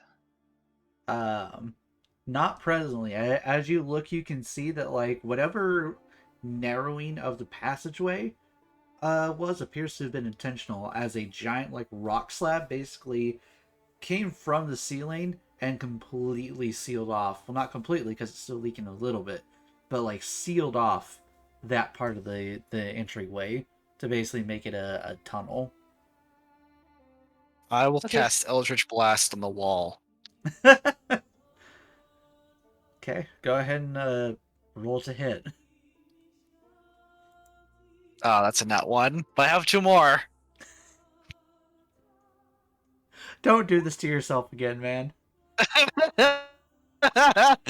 I'm mostly just like the actual thing is like I'm throwing Eldritch Blaster to see if the wall's actually just an illusion. Because maybe it is, Nope, that but it's first probably not. blast hits the wall, bounces back towards you, and in a panic you just fire off two more and they collide and pff, dissipate into nothing. Nobody saw that. Nobody saw that. um, This is why I don't use this spell. Lucy's like, I can do that too. She'll fire off an Eldritch Blast at the door. Roll to hit. Why not? 21? Woo! Yeah, that hits. Takes out a solid chunk of rock, but it's mostly like just surface layer stuff, but it's pretty impressive. All right, she'll send a couple more. Yeah, once again, it's managing to like chip off surface layers, but you're talking about trying to dig through like several feet of stone. She'll With call Talon down and she'll say, let's go check out the upper entrance and see how that looks." And she'll fly up to get a better look at the upper entrance. all right, Lilith will climb up the wall and up to the upper entrance as well. I have +8 athletics. fair enough. Fair enough. And you said it's not like our picture shows it at the top, but it's really like halfway up, right? Is what you said? Yeah, it's like a few big step levels down from it. This is the closest Okay. picture I could find to what I had in my head. Can you move me so that I'm like even with the entrance? Yeah, I would say I'm it's like flying on. about right there. Okay, and I'm flying on Talon. Mm-hmm. So I guess what do I see? Looking straight into it now.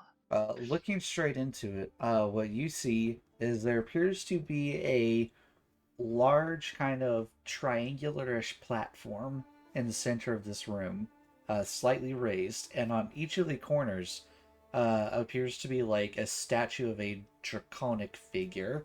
Gotta get closer to see further, but that's from a quick glance, that is what you immediately notice. And is it an opening or is it a door? It's another opening, like you could just go on through.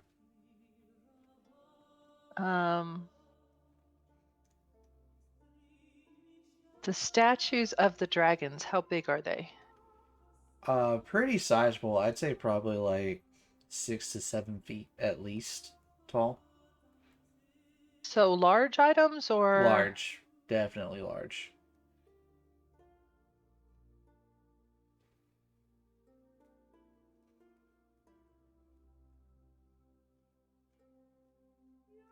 So Lucy is going to start singing the song of creation. Mm-hmm. And oh, are they within 30 feet of me? Are you still on Talon? Yes. You still flying, or did you like land at the entrance to see what was going on? I'm hovering over the entrance. Okay.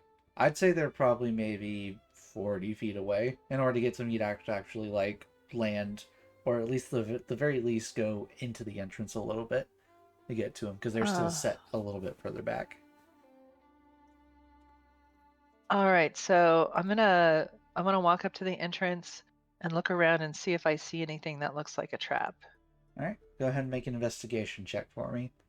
Now, while you're doing that, Velop, I know you were climbing up with your 8 athletics. Curran, what are you doing? I guess I'll climb up as well with my 9 athletics. All right. Curran and Velop, can I have you two just go ahead and roll me with athletics to see who gets up there first? Just curious to Oh, see. yeah, okay. It's not me. I didn't realize it was a race until Heron was already past me.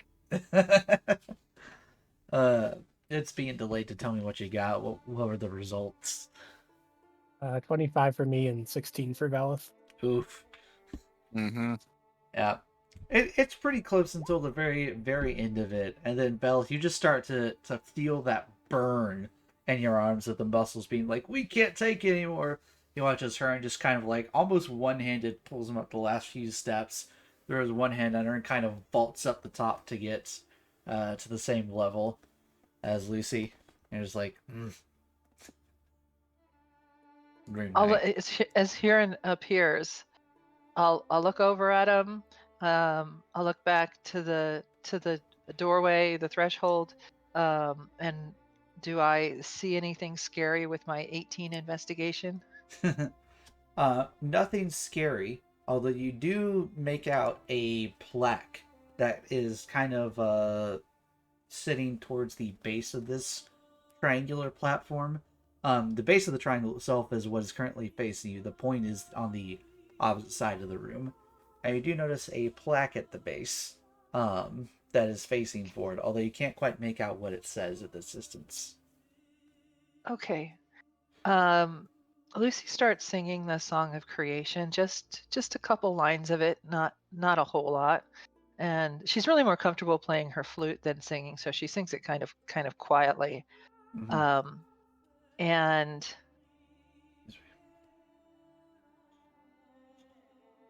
oh shoot, maybe she doesn't.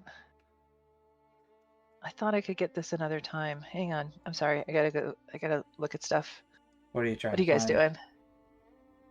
I think I can burn a spell slot to do dancing item again. Yes, animating performance is once per long rest unless you burn a 3rd level or higher slot. Right. Okay. So that's what I'm going to do. And I am going to turn one of the dragon statues into a dancing item. All right.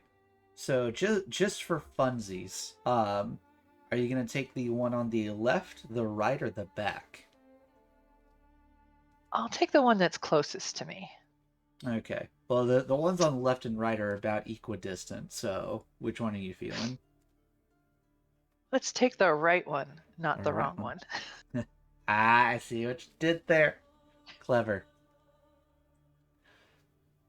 All right then.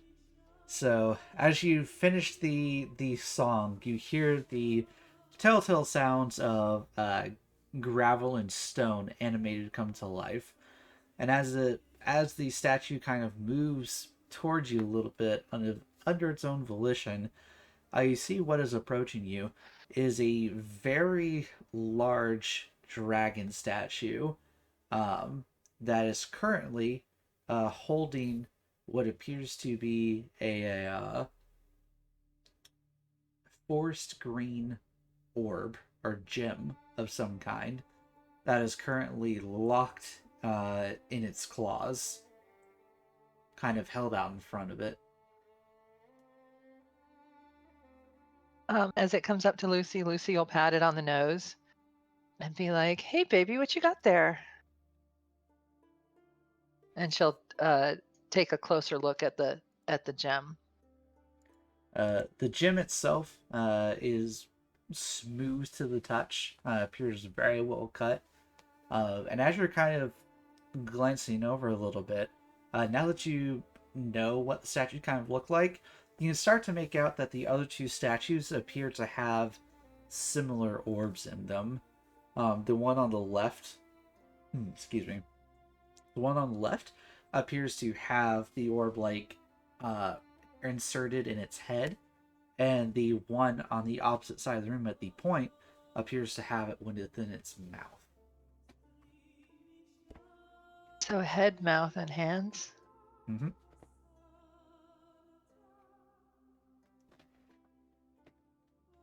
All right. So Lucy's gonna just ask her new dragon friend to come with her as she carefully, very carefully, like checking every step, walks over to the plaque. All right. Wait. She's going to tell the dragon statue to walk over to the plaque, and she's going to follow the dragon statue. Okay. The dragon statue doesn't so much walk as it does waddle, because it's actually like a dragon that's on like a square platform base. But it very, very noisily kind of waddles over to the platform and then kind of shuffles back and just sits. Or like stays where it's at. And just kind of stares at you.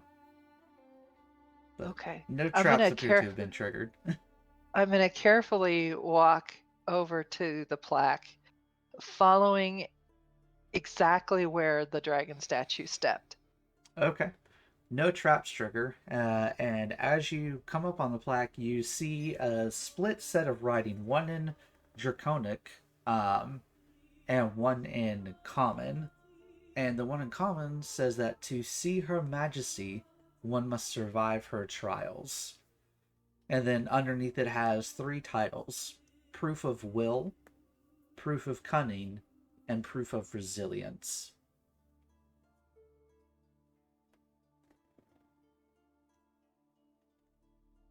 What does it say, Lucy? It was cunning, resilience, and what was the one in the middle? Proof of Will, Proof of Cunning, and Proof of Resilience. I'll turn back to the group and I'll say, it says to see Her Majesty, one must survive her trials. Will, cunning, and resilience.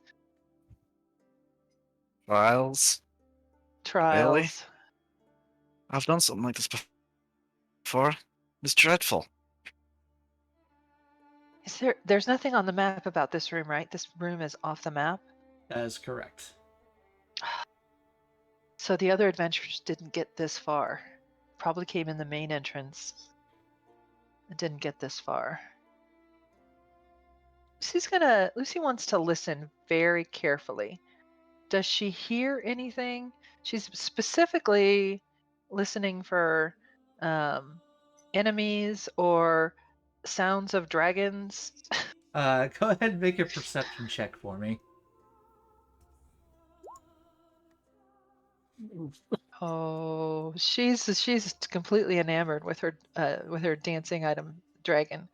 Yeah, the new dragon friend's pretty cool. You kind of hear as it like it's again sitting in place, but it's kind of shuffling from side to side a little bit. So you can hear it's grating like stone on stone, and that's about it. Okay. So is there any entrance or exit to the room other than the one that we came in, or is it just the platform and these statues? It's just the platform and these statues. Okay. And you said the riddle thing has will, cunning, and fortitude? Resilience. Resilience. And we have 3 statues in here. One with the claw in its mouth, one with the claw in its, or one with the gem in its claws, one in the mouth, and one is. The Where's the third one? mouth, claws, and head, and the one that is animated currently is the one that has it in its claws. Okay. there's probably a link to this, but I'm not sure what exactly to do from here. I'd imagine like the gems represent will, cunning, and I keep wanting to say fortitude, but resilience. Resilience. Well, Yeah. let's Will, find out, cunning. and then maybe each of us can try and take one. Well, I'm guessing the one in the head is cunning, or is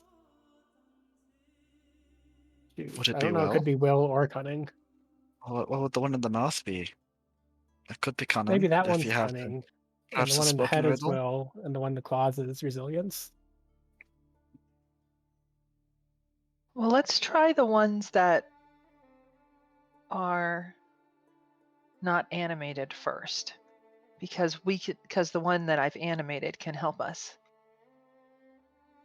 Yes, and you animated the one with it in its claws, right? Right. All right. I think I'm the most willful one of us, assuming will is wisdom. Um, so why should I just go and touch the gem that's in the head? What do you guys think?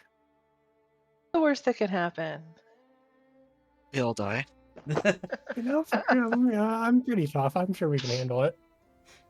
So yeah, I guess I'll That'll be go up fine. and I'll touch the gem that's embedded in the head of the non-animated dragon statue. All right. Upon touching it, nothing appears to happen, but you can tell it is somewhat loose, and you could pry it without much effort. Then I'll go ahead and pry it out and pick it up. All right, make a wisdom saving throw for me.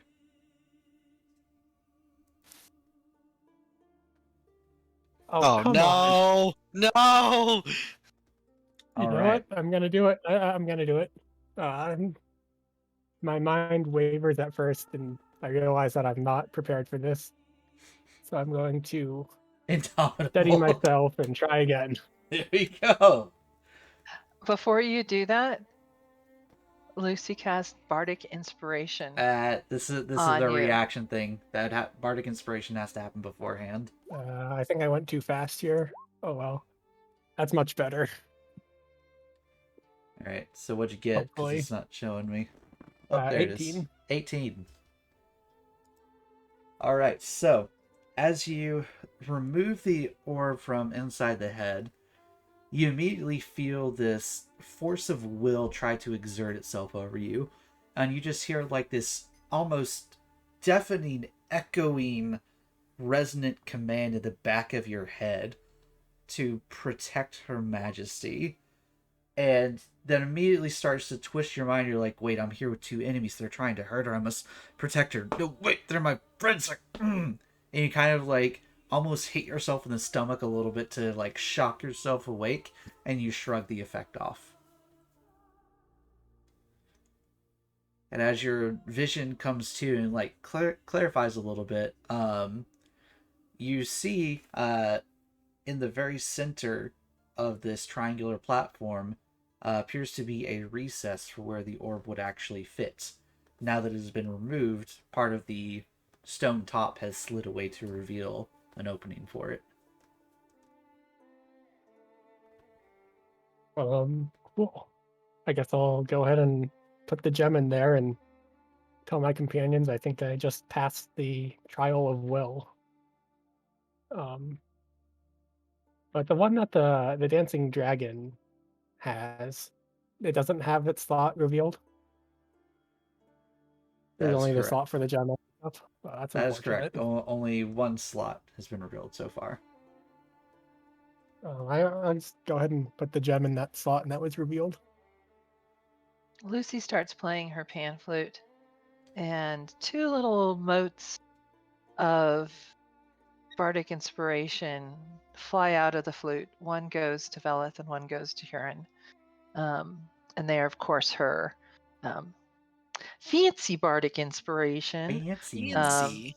which is called a Mote of Potential. And So good. so it looks like a little musical note made out of fire. It's only a couple of inches tall. kind of like a little spark floating through the air, but in the shape of a musical note. And each one goes to its target and just starts circling around their heads, almost like a little spark running on the track of a halo. Although you can't see the halo, it's just a little spark circling around both of their heads. She definitely started the fire. Now let's say the dragon.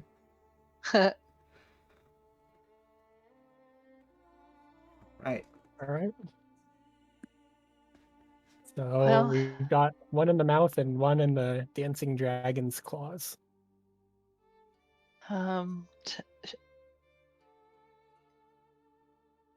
Lucy will look at her two companions and say, "Should I do the next one?" Lily, I would say that you're the wittiest of us.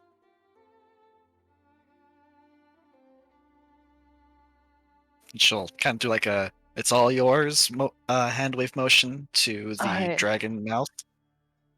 All right. So Lucy will look at her dancing item dragon, and she'll be like, "Help me if you can." And she'll go up and she'll pull the gem out of the statue's mouth. All right. So as you do, Hearn and Velith, you don't hear anything but Luciola, a piercing, commanding voice, just tears through your consciousness, as your vision briefly vanishes for a moment before you see in front of you, just kind of staring down, is a set of green serpent-like eyes attached to a somewhat ethereal, vaguely draconic form. Uh, Wordless, it gives you a feeling of being tested, of being measured to see if you can stand up to the cunning that is Her Majesty. So, you have to make a series of 3 checks: intelligence, wisdom, and charisma. You may choose the order in which you make these checks, but you will not know the result you need till after the fact. So choose wisely. So straight checks, right? Straight checks. 1 for each of the 3 mental stats, but you can choose the order in which you roll them. We'll do charisma first. Alright. Natural 20. Okay. Okay. And the other 2 were intelligence and wisdom. Yep. You can do that in either order. I'll do intelligence Alright. and then wisdom. Alright. Oof. 21 and then 5. Alright. So, in your initial mental battle with this echo of this creature, you manage to overpower its sheer force of will, its sheer, ability to influence you. You stand up to it, and you don't care that it's supposed to be this big, ancient, bad creature. You're Luciola. You don't take shit from anybody. This is true. I am. And then in the next round, you get the sense of it trying to outwit you, try to outplay you in some way, make you say something that you'd regret. But you're smarter than that. You've had to think on your feet and improvise all your life. That's part of being a bard. And you happen to be smarter than they anticipate because you know a fraction of the anthem of creation, and that is the ultimate form of knowledge. And you easily swat this mere dragon down in a challenge of wits. And then the challenge of wisdom, where it poses a question that you don't quite hear, but you feel. It strikes a nerve, even though you don't know what has been asked. Something uneases you about it. It's a question you're not ready to have an answer to. And you feel it laud its superiority over you, even if for but a moment, as you fear this searing pain hit your stomach. Your vision suddenly comes to, and you cough for a moment as you look down and you see there is a large, like almost burn against part of a bit of exposed skin now, where some of the cloth seems to have been melted through. As you take, let me get my dice up here. 10 points of poison damage, reduced to half since you, or have you taken the poison potion when you got up I there? have not. Okay. I'm not. So 10 points of poison damage, as it seems to have like had a little splash impact on your side. Ouch. But you managed to essentially go toe to toe with what is historically one of the smartest, most cunning creatures in Lift a Tail to Tail. And as the gem is there in front of you, you hear the sound and you look behind, and a second opening has appeared for it to be slotted in. I cast level 1 Cure Wounds on myself. Hey, there you go. I helped a little bit. And I'll go ahead and place the orb in the slot. And I will direct the dragon statue that I'm in control of to go ahead and stand back in its place. Mm-hmm. It's still animated, and it's still my friend for an hour. Right. It And does so, and as it moves back, you can see where it goes to rest. It almost seems to sink into the ground a little bit. and I'll ask it to hand the orb to Velith. Make a persuasion check with advantage.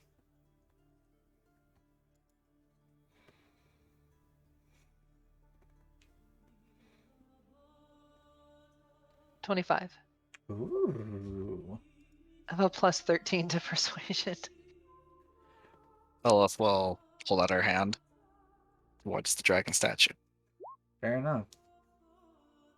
You can see that the dragon statue rotates its head almost as if like disbelieving that you're asking this. And as it starts to rotate its head back, you can see it's like jerking back and forth like it's having to fight something within itself. But as its head finally like gets back around to where it's supposed to be, the claws that are holding the orb release it. And Velith, as you catch it, you hear a very distinct cracking sound as you look, and you see around the base of the head of the statue a large fracture has just appeared. As Lucy, you feel a bit of that innate connection sever from the object as it grows. Well, it's already stone, so it's cold. But it appears that whatever control you had has just been overridden by something far, far stronger than you. However, the orb is dropped, and the door to drop it in has opened. Wow. Well played. Well played. By the way, wherever Q is no longer animated because I can only have one at a time. So wherever Q is, she's just a statue again. Just a little owl statue in a chamber of death. It's fine. Lilith looks at Lucy, nods, and then puts the orb into the slot. Alright. As you drop the orb into the slot, all three are now in position, as there is a faint green pulsating glow that emanates from all of them. As all of you on the platform suddenly hear it start to shift and shudder as it begins to slowly descend into the floor. Are you moving off, or are you Lucy staying jumps on? off the platform. What are the rest of you doing? It's slowly starting to inch down. I'll keep standing on the platform. I'm not afraid of anything. Yeah. I'll Yeah. stand on the platform like it's going down. Let's go. I see my friends staying put, and I jump back on. Unwavering in Taking the us somewhere. unwavering in the face of certain death. Just what I like to see. As the platform continues to lower, it finally breaks away from the surface of the room, and it's now starting to lower you down into what you imagine is the rest of the levels of the temple as it just keeps going down, and you're on there for a solid minute, 2 minutes, as it descends further and further into darkness until finally it comes to a stop. It is currently pitch black all around. So, Hurin, you I think I had a torch, I was right? saying, You had a torch, yeah. That's Also, correct. Velith kit, yeah. Yeah, if you still have the torch, then I won't. Okay. So you did. Quick question. Mm-hmm. Was the room big enough for Talon to come in? Yeah, the platform was big enough for Talon to sit on. It's big enough for a party of 6. So Talon is not on the platform, but up above. No, Talon's down with us. Talon came with us. Mm-hmm. Remind me, how much light is a torch? Is it 20/20 I think for it's bright and dim? 2020. Yeah, 20 bright, 20 dim. Cool. I Where can my cast torch? dancing lights, Excellent. But you which can't will hit give us people with a. dancing lights, so torch is better Um, Why would you want to hit someone with a torch? because it does Why not? damage You have a hammer, though. and a Don't you wield magic a spear. shield, But actually? yes, I've got a shield in my left hand and a torch in my right. And if we're in a fight, I'll drop the torch and pull out an actual weapon. Well, there you go. So as you are dropped down into this chamber, nothing immediately seems amiss, as it's just this large chamber with 4 pillars that raise to the roof, which it itself is probably about 45, 50 feet high. It's a very, very tall chamber. However, as you're sitting there, you hear some shuffling sounds in front of you. As... Where'd you go? There you go. Lucy drinks her potion. As emerging from the rubble now, kind of Also drink approaching potion. you, stretching, you see the massive green reptilian form of Noxic, the Plague King, as she lets out a... You are the latest to disturb my slumber. Let me let you pay like the last group did. I need Lucy everyone to hops on roll Talon. initiative. Okay, Lucy hops on Talon and moves behind the pillar over here. Velith would like to drink her potion before this happens. I'll give you all a free chug. Thank you. Now let's roll some initiative, motherfuckers. Oops, I If forgot to. they're chugging, do I have time to cast a spell real quick? I'll say yes. I'll say that as you guys were descending the platform, you might have got the sense this is what you were here to do. All right. Well, as we're getting down and feel the power of the creature in this room, I'm going to touch Velith and say, "Be strong, be brave," and I'll cast heroism on her. Alright. Yay.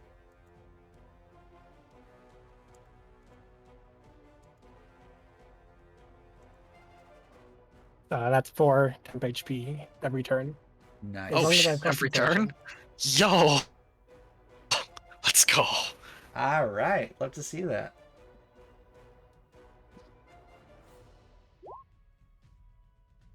Oh, I forgot to ask. Do we have our temporary hit points? Did we have From your pastries this morning? Oh, yeah, I would have handed out Mhm. some pastries this morning. So one for me, one for her, and two for not yes, sorry, different game. Um, Lucy. Okay. So yeah, it's a bonus action to eat a pastry, and you get 4 temp HP. Okay. So we'll say that we did that before we came in. Yeah, Phil also And would have then handed and out the then I pastries before we lost came. and then I lost those with the And the battle poison thing. Yeah. from the statue, but that puts Yeah, me back at full health then. that puts you back at full. Cool. So yeah, Hey, then you can nice. eat another one like as a bonus whenever, and you get 4 temp. Might as well do it now, actually. I did roll for initiative, but I forgot to click my token. I'm at a 15.08. 15.08. That is by far the best initiative roll you've ever gotten, and you're still going last. I know. God, it's That better is than what did I get that one time? Like a 0.08. pretty Rolling that much. one. That was multiple times. Yeah. Ugh. Whoops. Oh, all right. So let's see. How do I add you to the turn order? You If you right right-click the click. token at the top, there's an add turn thing. Oh, yeah. Yep. And There it then is. put me on, and then you can click on the number to actually. Oh, I can do it. Cool. There we go. Sweet. You changed your initiative? Wait, I what'd you can say it change my own was? initiative because it's my Oh, token, but it cool. doesn't change my order. Oops, I clicked on mine.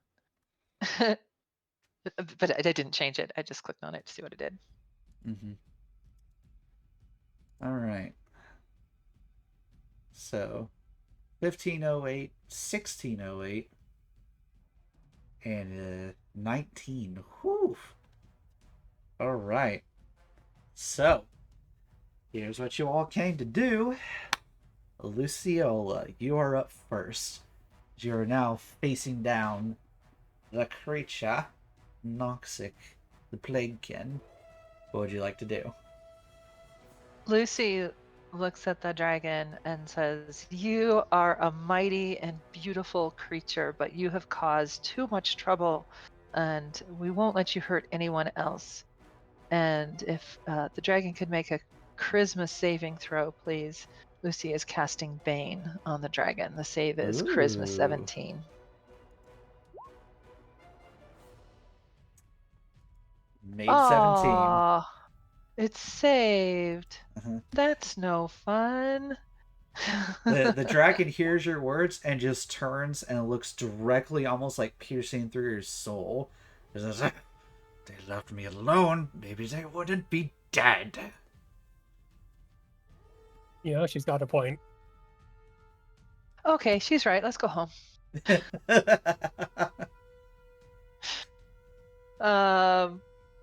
So Lucy's just gonna have Talon fly up. So she's got about half cover from this. She wants to be behind the pillar enough that she has like half cover, and Okay. then she's gonna. I can't move him when you bring him out. Yeah, I'm Can just you? doing that to keep track. Okay. But if you want to delete yours, I'll bring him out, and then I Oh can yeah, control I him. see what you mean. Okay. Um, and they'll fly up about. Is this tall enough for us to fly up 30 feet? Yeah, I would say the scene's like 45, 50-ish feet up. I'm gonna hold Talon back. I'm not gonna let Talon attack this round. All right. And that is going. I think that's my turn. Hang on, let me look at my notes really quick. Well, that was your action, so you still have a bonus action if you want to do something with that. Yeah. I already gave everybody bardic inspiration, so Mm-hmm. I think Can you give that's. yourself bardic inspiration? I don't think so. Not by raw. No. Yeah, I don't think so. That's gonna be my turn. That's gonna be my turn for now. I'm super bummed that my Bane failed. Do you Uh, do you still have your dragon? Did it come with us, or is it still up there? Your dancing No, thing? it died. It when it gave you the orb, when it gave Belith the Oh, orb, it was too much for it. It lost its magic. Oh, that's Either bad. that I or was it was looking forward to having a forcibly, dragon fight a different dragon. or it was forcibly severed by a very pissed off and powerful creature. Seems unlikely. So, speaking of, is now the dragon's turn. As it sees you, Lucy, take to the sky, says, "This makes my job easier," and takes off, and is now sitting about 20 feet in the air. Let's see. Get up to there.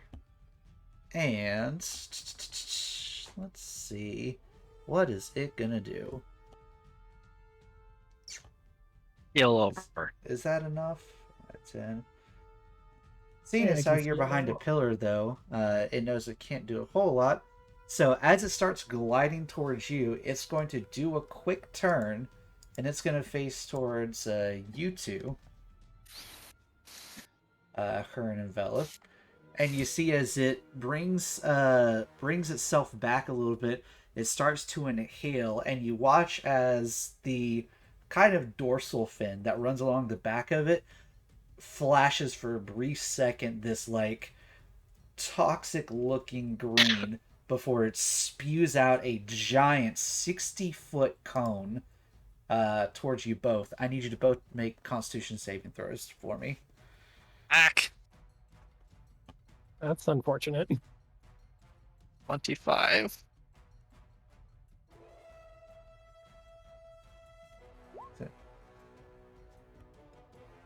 Alright, 25 from Velth and a 12 from Hurin. So, Velth, you pass. Hurin, unfortunately, you fail. So you are going to take... Ooh. This is a lot of dice. Uh-huh. What is it again? R slash? Or slash R? Flash R. Slash R. Slash R. Is that right? Yeesh. 25 D10. Oh my gosh. So, Yeah, that's about right. 68 points of damage to you, Velith. Or sorry, halved, so 34 points of poison damage. Halved And halved again. Thank God. So 17 points to you, Velith. Hurin, Ow. you would normally take 68, but you are already naturally resistant. So you take... What is that? I just 34. said it. 34. 34 points of poison damage. And unfortunately, my heroism buff winks out. Oh, rip. It was Yes, good while it indeed. lasted. It was good while it lasted. So as Noxic is now floating about 20 feet up in the air, he just smirk. About as weak as the last group. You're next. And Hurin, it is your turn. Floating 20 feet in the air, you say? Mm-hmm. Yeah, let me double check to see if this works with a thrown object. Well, anyway, I'm going to take this poison in the face, and not a huge fan of that. Mm-hmm. So I'm going to start. You hear Huron's voice ripple out with a little bit of power. He says, "I resist," and invoke the Hill Rune to gain resistance on damages. All right. Excellent. I'm going to go ahead and link that real quick, just so people know what's up. Mm-hmm. And then I'm going to run up under the dragon All right. and drop the torch and pull out this magical spear that we picked up Mm-hmm. and give it a toss. All right. Give it the good old college yeet. 19. Nice. That is its I'm not- armor class, so you just barely hit. Yes! Yay. Yes! Let's go! Yeah, so that's something that I'm invoking the once a day thing All right. to have it stick in. Excellent. So go And I'm ahead also and roll going roll damage Invoke my for me. fire rune while I'm at it, All right. because it doesn't require a melee weapon, it's just a weapon. Gotta love the technicalities. So, strength saving throw. I don't expect this to work, but may as well do some extra damage. Hey, you can certainly try. How does this thing not have strength as one of its saving throws? Still got a 21, which is more than 14. Uh-huh. It looks like the spirit is 9 piercing damage, and it will be 6 fire damage from the attempt at shackling it. So 14 total. Alright, first solid hits. As you run up under the creature, you kind of see the what most people would assume is a soft belly.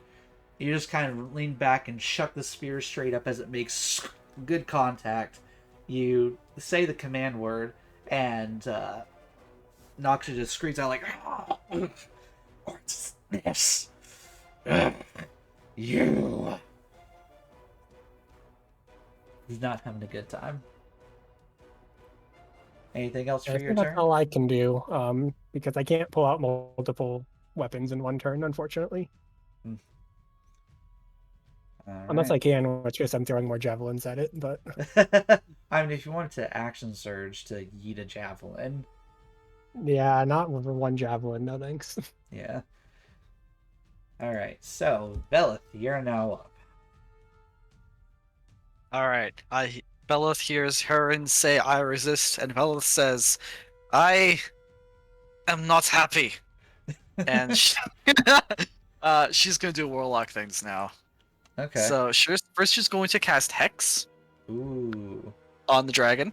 Okay. Don't worry about the damage, that's not what I want. I want... Oh no, give me that spell slot back. I want this part. So, it is cursed for 8 hours. It shouldn't live that long, but it's cursed for 8 hours. Okay. Whenever I hit the dragon with an attack, I deal an extra 1d6 necrotic, and it has disadvantage on ability checks of my choice. I choose strength. Alright. It has disadvantage on strength checks. Yeah. This makes it harder to pull the spear out.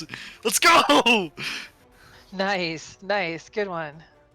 And now, I'm also going to do even more warlock things, and I'm going to cast Eldritch Blast. Not Eldritch Blast. So that's 25. Ooh, yes. And a 26. Ooh, yes. Can we get a 27? We can get a 17, which will Ooh, miss. Which will You miss. still have the Bardic Inspiration if you want to use it. Not an Eldritch Blast. So we EP's got good. It ain't that good. 11 force Okay. and 7 necrotic damage as Velith stands out her finger and says, I am not happy with you. And she there's like a beam of light that kind of like shoots from her finger at the dragon, and these glowing golden shackles seem to like appear around the dragon. It kind of they kind of turn mostly invisible, but you can if you squint really hard, you can see them. And then she pulls her hand back and forms 3 balls of light and throws them at the dragon. One of them going wide, but the other 2 hitting it. And with each hit of the Eldritch Blast, the shackles pulse with light, dealing extra damage to it. All right. As it takes the impact, kind of breaking up its relatively peaceful hovering state, and again glares down at you for a second. That makes 2 of us. You'll die next. Anything else for your turn? No, I'm good. Actually, I'm going to move forward a little bit. Go stand right here. And I'll stop. Alright.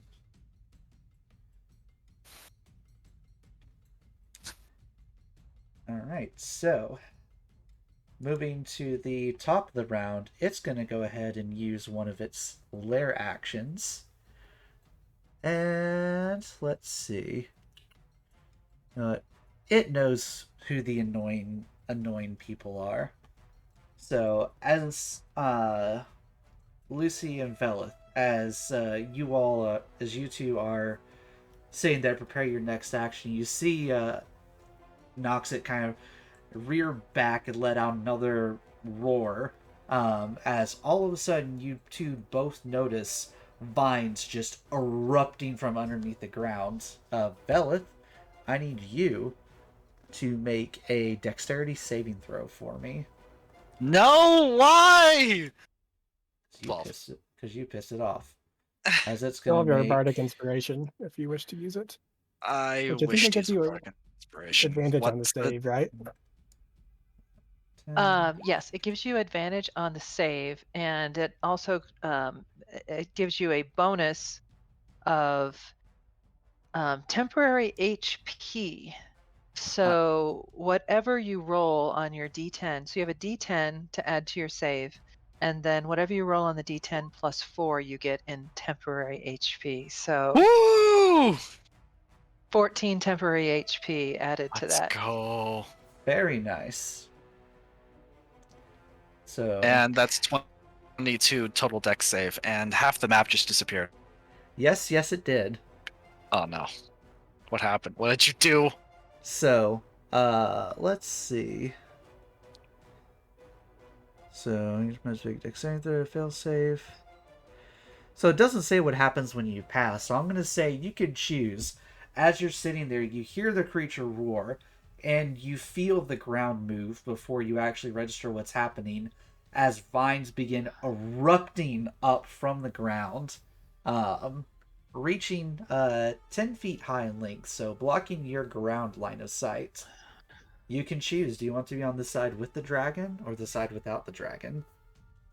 Let me check. Let me check something quickly. Unactive space you can see. Okay, I can. So the wall is 5 feet high. The wall is 10 feet high. 10 feet high. Oh my god. I'm going to stay on this side.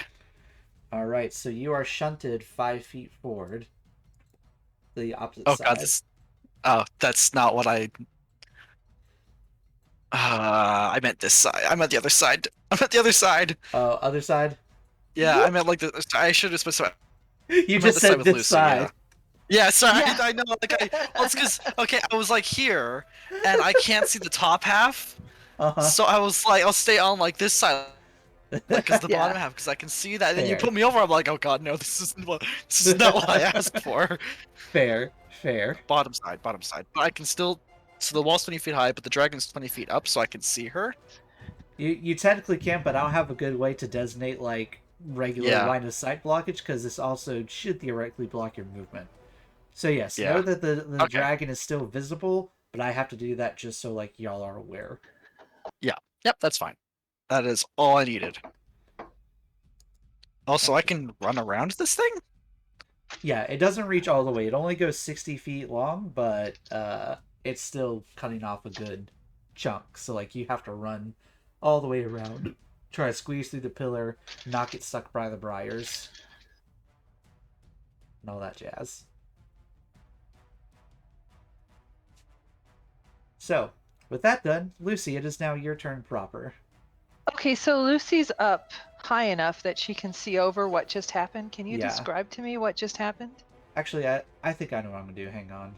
Let me. Here's what I'm gonna do. Alright, Lucy's on the griffin. Yeah. That's fine. I won't Lucy's on a bother. griffin. Okay, I'm gonna get rid of that because I realize that doesn't really do a whole lot. But what I can do, let me get this going. I was gonna draw on that so you guys know. Masterful drawing here. Boop, boop, boop. There we go. Beautiful. So Look, there there's a were reason I did vines. not take card.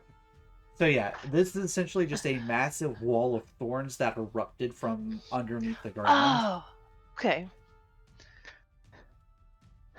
All right. Do I know? Is it a creature? I mean, it's a creature. Yeah, it's a dragon. I mean, no, the vines. Are the vines like a creature? Oh no, the vines are an unnatural animated thing by the dragon. All right. Um, Lucy's gonna start blowing on her pan flute, look back at the dragon, and try one more time casting Bane. All Charisma right. 17.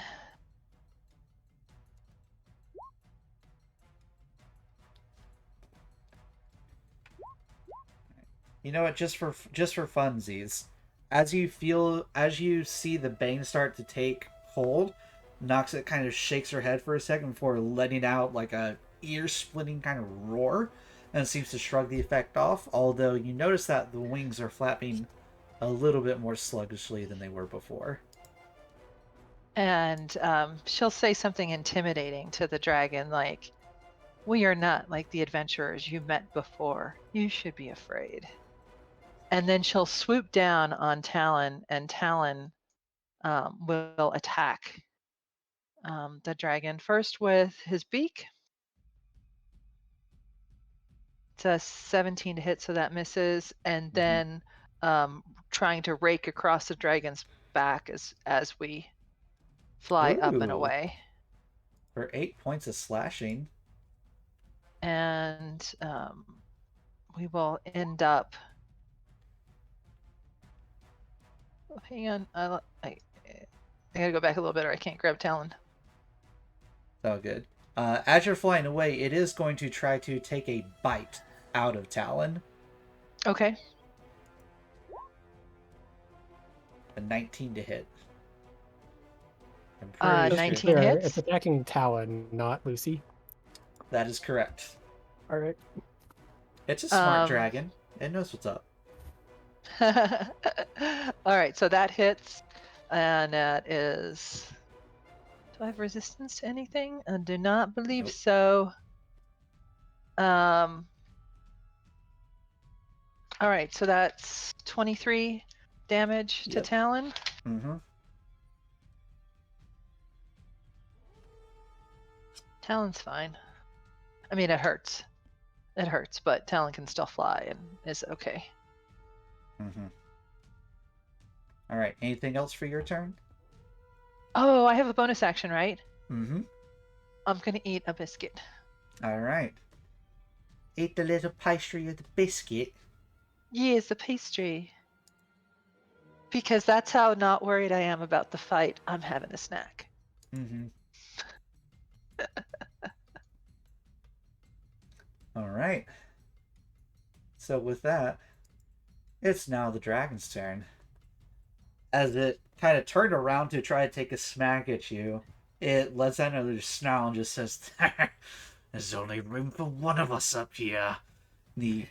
She immediately beelines towards you and is going to unleash its multi-attack. So first, it's going to use its frightful presence. So I need everyone to make a wisdom saving throw for me, please. Come on.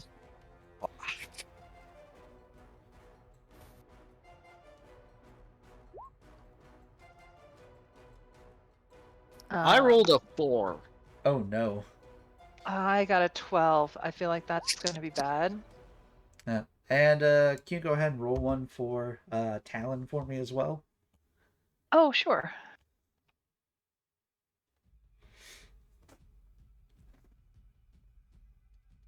Okay, this should have a +1. Okay. Oh wait, he doesn't. Does it?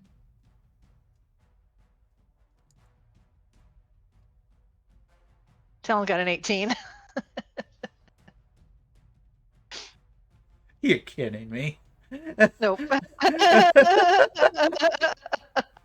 Talon rolled better than all of us. That is fantastic. So, all three of you watch as Noxic just kind of effortlessly glides through and like squares up against Talon and Lucy and you watch as like the rear claw comes back to make a giant strike, and like the fear of God and imminent death itself just sits in everyone's spine as you are now frightened of this dragon. You can reattempt the save at the start of your turn, but you're all frightened. Weirdly enough, except for Talon, who turns and just stares this dragon dead in the eye, unflinching and unwavering, and is now immune to its frighten effect for the next 24 hours. Good, good boy, Talon. Not that it may matter much. So first, it's going to go for a bite attack against Lucy. A 14 to hit. Minus a D4. No, because it used a legendary resistance on Bane. Oh, what? That's what I was trying to describe, was like it shrugging the effect off, but seeming a little slower than it was. Oh, I did not pick up on that at all. Sorry, I was trying to avoid saying it outright. That Okay. it burned one of its legendary resistances on Bane. All Because right. it's a petty piece of shit. All right. Yeah, 14 hits. Seeing that the spite's going to hit, Curran's going to react in time and say, I deflect. And he's going to deflect that attack to himself. Oh. That's so nice. Especially because I know it won't hit you in your ridiculous armor class. Oh yeah, I can see the spite does not have nearly enough to get through my plate armor, so... So as you invoke the rune, Lucille, as you're there like just standing in absolute terror of this thing, there's a brief flash of this kind of grayish light in front of you as the attack just manages to bounce off, and you see a similar reactive flash on Hearn's breastplate down below. God, Rune Knights are so good. I want to play one. Lucy blows her in a kiss with a nod, like thank you, like a friendly kiss, not like a weird kiss. Yes. Well, you'll have to deal with the claws and the breath weapons yourself, and any further bites. That was a once a fight thing. Oh wow. Okay. All right, so it's yeah. So that was its bite, and now it's going to try to make 2 claw attacks, also against you, Miss Lucy. 24 hits. 21 hits. All right, So 26. It takes my little 4 little temp HP that I had, and then 22. I'm doing okay. Mm-hmm. So as it lands the multi attack against you, it once again just kind of growls menacingly, saying to you once again, "One of us up here, you're about to meet the ground." As it ascends further up and is now basically at the rooftop. So I'd say it's 45 feet now, as it kind of shifts its position a little bit to basically be right on top of you. Like, you hit a nerve, and it is not pleased with you. Oh, you know what? I forgot to do this last time, so I'm gonna remember to do it now. Nope. Alright. Huron, you're up. Unfortunately, I'm pretty frightened by this dragon, despite my high resistance to such effects. Mm-hmm. I'm going to see this dragon's going after Lucy, and I'm going to yell at it, "Hey, why don't you pick on something your own size or close enough?" And I'm going to grow larger. All right. Oh, I love this. You are a large boy now. Yes. Unfortunately, I have disadvantage on attacks because I'm frightened. And it's also far away, but I'm going to pull out a javelin and chuck it at it. See if Go I can for hit. it. Roll for an attack. With disadvantage, but roll for an attack. Yeah. 11. Oof. That is unfortunate. I'm tempted to try the Bardic Inspiration, but it probably wouldn't work. Oh well, I have more javelins where that came from. Yeah. You chuck the javelin up and it manages to like hit the side of it, but hits one of the harder like armored parts of the scales before it kind of wobbles out of place and falls back to the ground in front of you. Oh well, better luck next time. And I'm And just gonna like try to taunt it down. I'll do it with my telepathy. I'll telepathically, you know, call it a little green lizard, not a dragon. little green lizard. I like it. Uh, Go ahead and make your wisdom saving throw for me, since you can repeat this at the end of your turn. How about a 22? Does that work? Hey, there you go. As you call it a little green lizard mentally, you kind of steer yourself. You're like, yeah, you are just a little green lizard. You ain't gonna take shit from this. And you are over the frightened effect and are immune to it for the next 24 hours. That's right, freaking lizard. Stupid freaking lizard. Alright, with that, Velith, you're now up. Your path ahead is blocked by these giant thorns that were summoned by this absolutely terrifying creature. Can I see it? Yeah? Thorns are Is only it 10. within 30? Is it within 30 feet of me?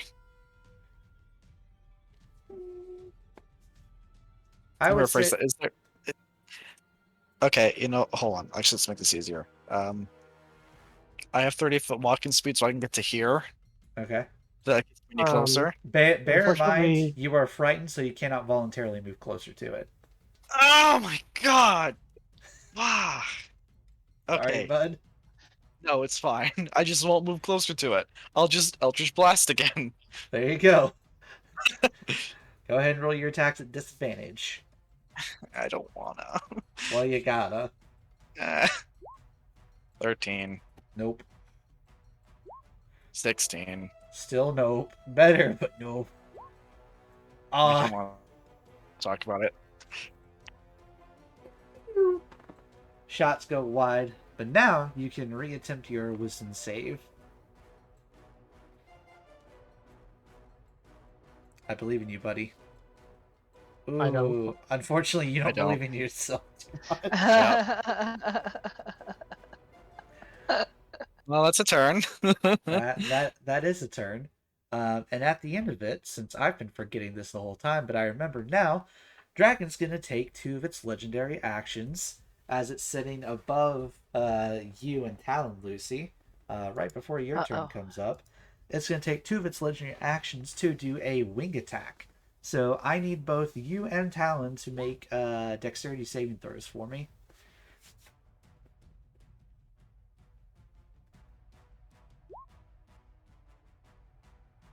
Talon is a 12. Lucy is a 10. All right. So I feel like those are not good numbers. they're not, unfortunately. So as the dragon is kind of standing there hovering above you, trying to just assert its dominance, it drops down another foot or two, like letting it fall for a second as it brings its wings back, and then just gives them a giant push forward that immediately blasts you and Talon against the side of the pillar y'all right next to. So you both take.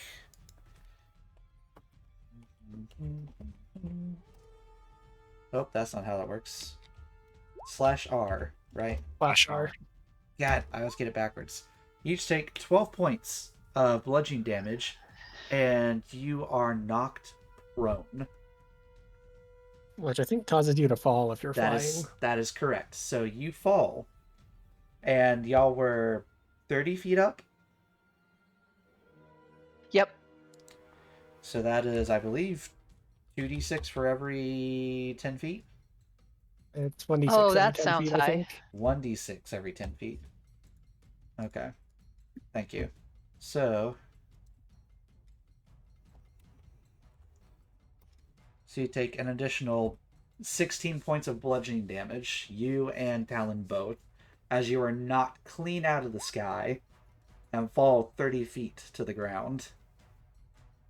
And as part of this, the dragon can fly up to half its flying speed So it's going to immediately follow you to the ground with its 40 feet of movement because it has 80 fly speed normally. So the dragon is now lands on top of you, gives you a smirk and just says, "Told you." It is now your turn. Oh, please let this work. Please let this work. Please let this work.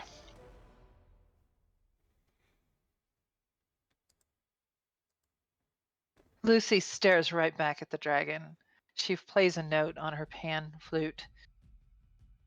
And a note comes out of the flute and enters the dragon.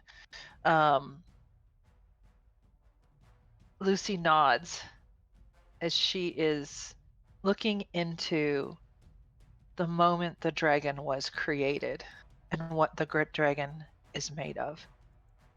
And she reaches out a hand, and a crackling beam of energy begins to unravel the dragon's creation. She is casting Witch Bolt All right. at level 6. Oh my god. Woo-hoo! Oh no! Oh no. Oh no! Oh, that is unfortunate. Nat 1 Ah, that's rough. And it, plus 9. as you reach out and see this fabric of reality around the dragon and start to attempt to unmake it, the sheer force of will the dragon has almost seems to manifest as you're looking at the song as like bits of green flashing through before it like abruptly shunts you back to the regular vision of the battlefield right now, as it just snaps its head back to you real quick as it was starting to turn towards her and just give you again, dragons don't really betray much emotion, but it definitely gives you a nervous look. Like it just almost experienced something horrible that it does not want to experience again. Lucy tries to hide her disappointment and stares back at the dragon. Kind of like, that's just a taste of what I can do. Wait to Ooh, see what I'll do next. ooh, I She like doesn't it. say it, but that's the look she gives the dragon. Nice. Crap, what are my bonus actions? Bardic You need the Inspiration. pastry. I ate the pastry already. I'm out of Oh. pastry. Um, She's out of bread. She I needs more. I am going to look across at Veleth and say, and I'm gonna give a knowing look, like I've seen inside the dragon and I know we've got this, and I'm gonna say, we've got this, and cast bardic and restore Veleth's bardic inspiration. Nice. And I'm gonna stand up, but I'm not gonna move away. All right. So that's half your movement to stand back up, but you are no longer prone. And Talon is going to stand up as well. All right. How's Talon looking? I don't know. Talon is looking pretty bad. Okay. Talon is looking very, very bad. Talon was able to stand up just barely. Oof. Okay. All right. So, it is now. It's about to be the dragon's turn. I realize I didn't do this on initiative 20, so I'm just gonna go ahead and do it now. It's lair action. So as the vines begin to suddenly wither away just as quickly as they appeared. Let's see. Yeah, you know what? It's really not a big fan of what just happened. So, as it prepares to turn and face Hurin, Lucy, as you're standing back up, you look up and you meet its gaze one more time, and then all of a sudden, from the pillar that you were just like smacked against, there's a puff of this strange kind of mist that ejects through it. I need you to make a wisdom saving throw for me. I feel like the dragon's picking on me, and I don't know why. You're the biggest threat to it. 20. Oh, you're fine. You're fine. As the mist like envelops your face, you start to feel lightheaded and like everything kind of starts to fade out, and then you feel like a solid like impact against your head, and you kind of snap awake for a second, look over, and Talada's kind of like headbutted you back to his like ah, gives you a very agitated squawk like focus on the mission. You resist the effect. And it is now the dragon's turn proper. Thinking that it has dealt with Lucy already, it's now going to turn its attention to the biggest threat in front of it, quite literally and metaphorically speaking. So it's going to go for its multi-attack again. Bring it. Yeah, let's see if any of these hit, shall we? Ooh. Yeah, 27 hits. And 13 the misses, two though. 13s don't. The man just... 25 piercing and 9 poison. That's a lot of piercing. Ah. Fortunately, I'm resistant to that. I would say you're resistant to it and the poison. So that would be 34 total. Half to, what's that, 17? Sounds right. Yeah. That's So fine. I'm at half health. That's fine. So as it leaps forward with like both claws and its bite at the same time, you're like, I think I know which of these could hurt the worst. As you throw both your like web blade and shield at the same time, you manage to, with your enlarged size, block both attacks coming from the side.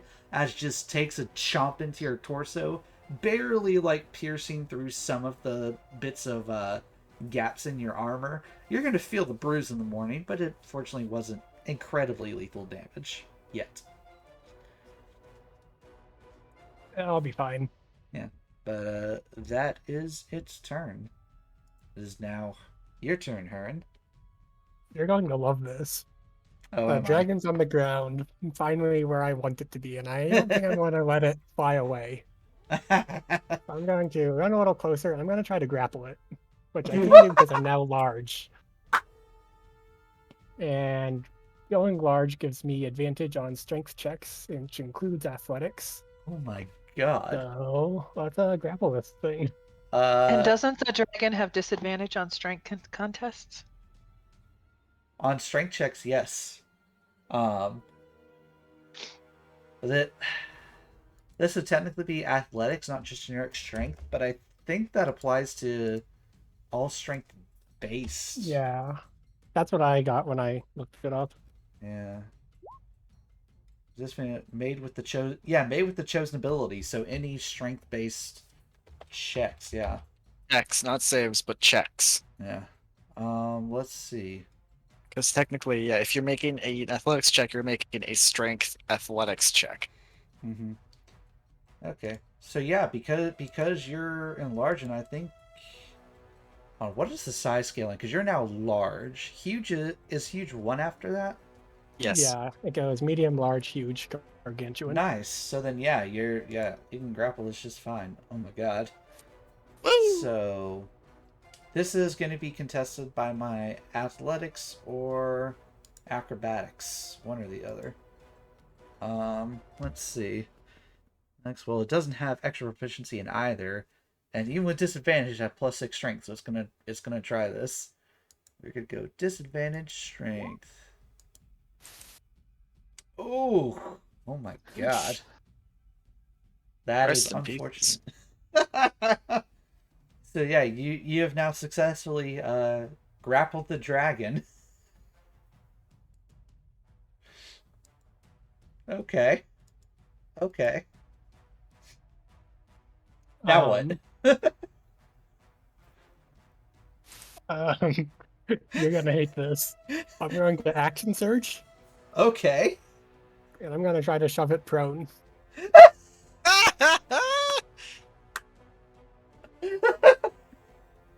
Sure. Let's go. Oh my god, this is great. Using the attack action, you can decide to push it or knock it prone. Oh, you could do that just with one of your regular attacks. Oh, 'Cause- can you? In that case, yeah, I'll do that. So action grapple. When you use the attack action, hold on. When you want to grab a creature or wrestle with it, you can use the attack action to make a special melee attack grapple. If you're able to make multiple attacks with the attack action, this attack replaces one of them.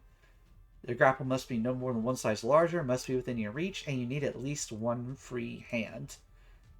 Yes. Nice. Okay. So I'm assuming, are you giving up your weapon or your shield for this? I never had a weapon out because I threw the javelin at it. That's so correct. That's correct. You're right. You're right. Yeah, because you never specified you drew out your sword. Okay. I don't have So a sword, but yeah, okay. Well, I guess I can get unarmed strikes and then.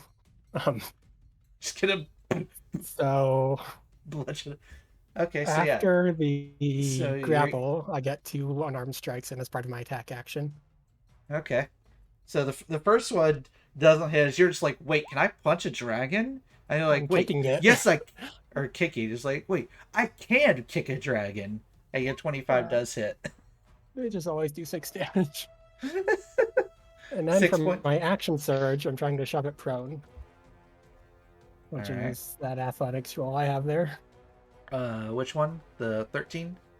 13 and 25. It's still a strength check. Yeah. Okay. So what do I contest this with? I haven't had to look up rules like this in a minute. It's contested by athletics or acrobatics. Target chooses. So once again, another athletics at disadvantage. Another strength at disadvantage. Nope. Alright, it is now prone and grappled, and I'm just gonna keep kicking it. I think on these kicks I have advantage because it's prone. Because bro, my God, So that's another 12 damage right there. that is incredible. And for my bonus action, Yeah, because that was just your Okay. action surge. Oh my God. yeah, bonus action, I'm going to say I predict with little waves of power coming out, and I'll activate my storm rune. All right.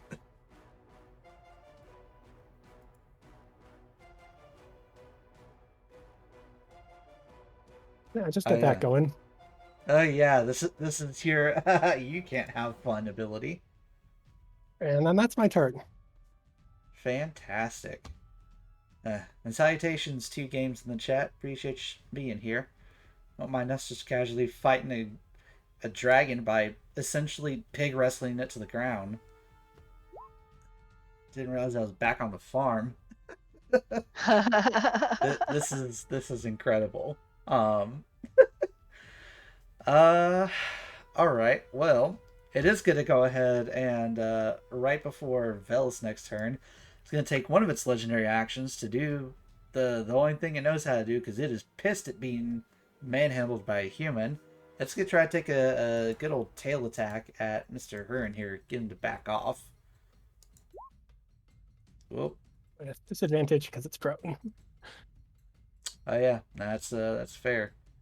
Disadvantage on the tail attack. Oof. 20 does hit for 9 So- bludgeoning damage. Half to 4. Yeah. Because you're still resistant. Rude Knights are so good. I want to play one. They'll all just have some banger class choices this time around. Alright, so Velith. As you're watching this dragon get manhandled to the ground by a giant Huron, you're still kind of frightened of it for some reason. Yep. Now would be a great time to walk up and hit it. But I can't. Oh, wait a minute. I have another spell I can cast. I'm gonna cast Sacred Flame. Forgot I have this one. Yeah. So, the Sacred Flame. Bellis kind of like she takes her hand back to prepare more Eldritch Blasts, and she'll go like, wait a minute. this hasn't been working. I'm smarter than this. And instead, she'll kind of like crush the orbs in her hand, and a and then just kind of like she'll crush them in her hand and then throw it, and the ball kind of flies up through the air and then bursts, and like white flames fall from it all over the dragon. It needs to make a dexterity saving throw. DC 16. 18. Okay, it passed. It's a It cantrip, is. so it takes no damage. It is very pretty Wait, though. it's prone. Does it get his advantage if it's prone? I think it does, yeah. That's a good question. Hang on. Nope. It's only movement options to crawl unless it stands up and ends the condition. It gets disadvantage on attack rolls, and other attack rolls, melee attack rolls, have advantage on it. Weirdly Well, enough, then- not affected by it. Dexterity saving throws aren't affected by it. All right. I guess that's his turn then. If you want disadvantage on dexterity, you have to stun it with a flashbang, and then make sure everyone's lined up properly to get hit by a lightning bolt at the same time. Hey. Ugh. Wisdom save. Wasn't safe for D&D PTSD trauma. Someday. God. Yeah. In spite of the fact that this thing is like being wrestled to the ground, for some reason, Velth, it's really unnerving you, and not in a good way. Well, I'm done. All right. Well, for this thing's last set of legendary actions, it's going to go ahead and burn 2 of them, the last 2, to do its wing attack again. So if I could have Hurin, Lucy, and actually, I'll say since he's standing right behind you, Talon doesn't have to, but I need Lucy and Hurin to go ahead and make dexterity saving throws for me again. Not a problem. Oof. 17. Okay.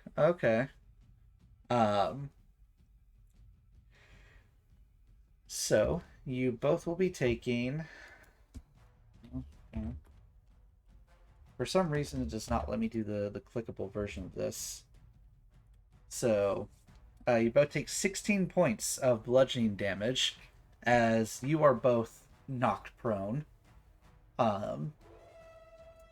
And it's supposed to be able to fly up to half its flying speed, Which is but currently 0 because it's grappled. that is correct. I'll just prone in your thing. No, we just now both have So we would both have attacking each other. We would both have disadvantage on the rolls, Which but would cancel because out. we're Yeah. both melee, they're advantage, so they cancel out. That is excellent.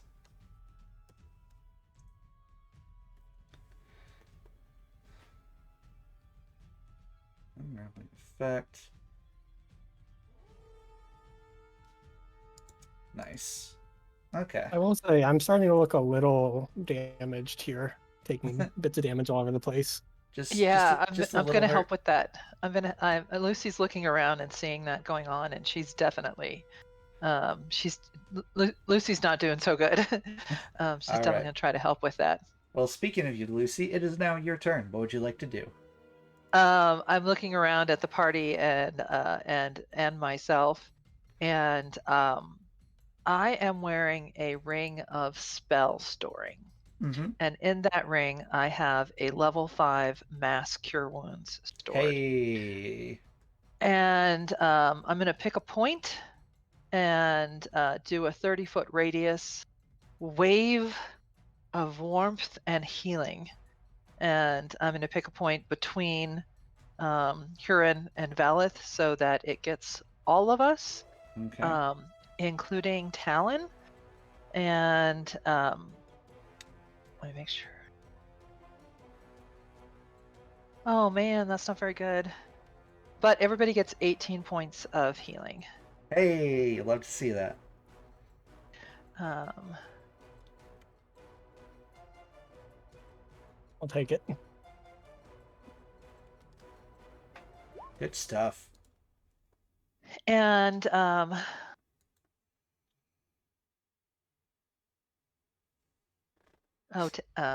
actually, that helps Talon a lot. What's Talon up to? That puts Talon up to half health. Yay! Talon was looking pretty bad. Talon lives. Yeah.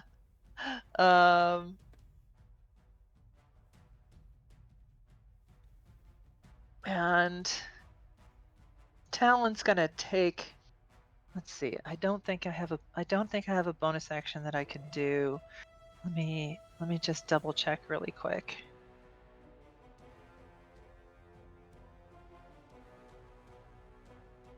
Talon is gonna stand up, fly up, come down on the top of the dragon, Mhm. just squawking, and Talon's pissed. Talon's going after the dragon. All right, go And for the it. dragon is still prone, right? Correct. So its attacks will be at advantage. Or Oh, Talon's before attacks we will be do at that, have advantage. I broken my frighten? I can't remember if I rolled to break my frighten last time or not. Good question. I I don't. scrolled up You to try did, and yeah. remind I my. see a wisdom save with a 20 you There was rolled. a wisdom at 20. Was there anything else Yep. that I had to do a wisdom for? Nope. Or was that That it? was it. Okay, good. All right. So Talon's gonna come down with advantage, right? Because the dragon's Mhm. prone. Yep. Yep. Um, bite the dragon. Right. It's a 23 Oh for 9 piercing, yes. and Get it. then come in with his claws. It's 14. I 14 guess that unfortunately misses. misses. That's still nine Uh, 9 points of damage off the beak. and he's gonna fly. Um, he's gonna fly right in front of the dragon's face before circling back around to me. All right.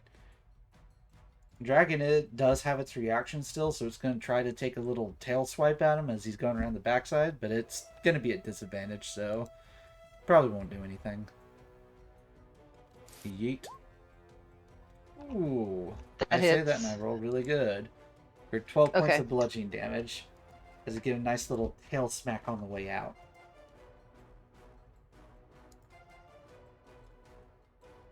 Lucy sees Talon take the damage and then just gives him a little hug when he comes back to her.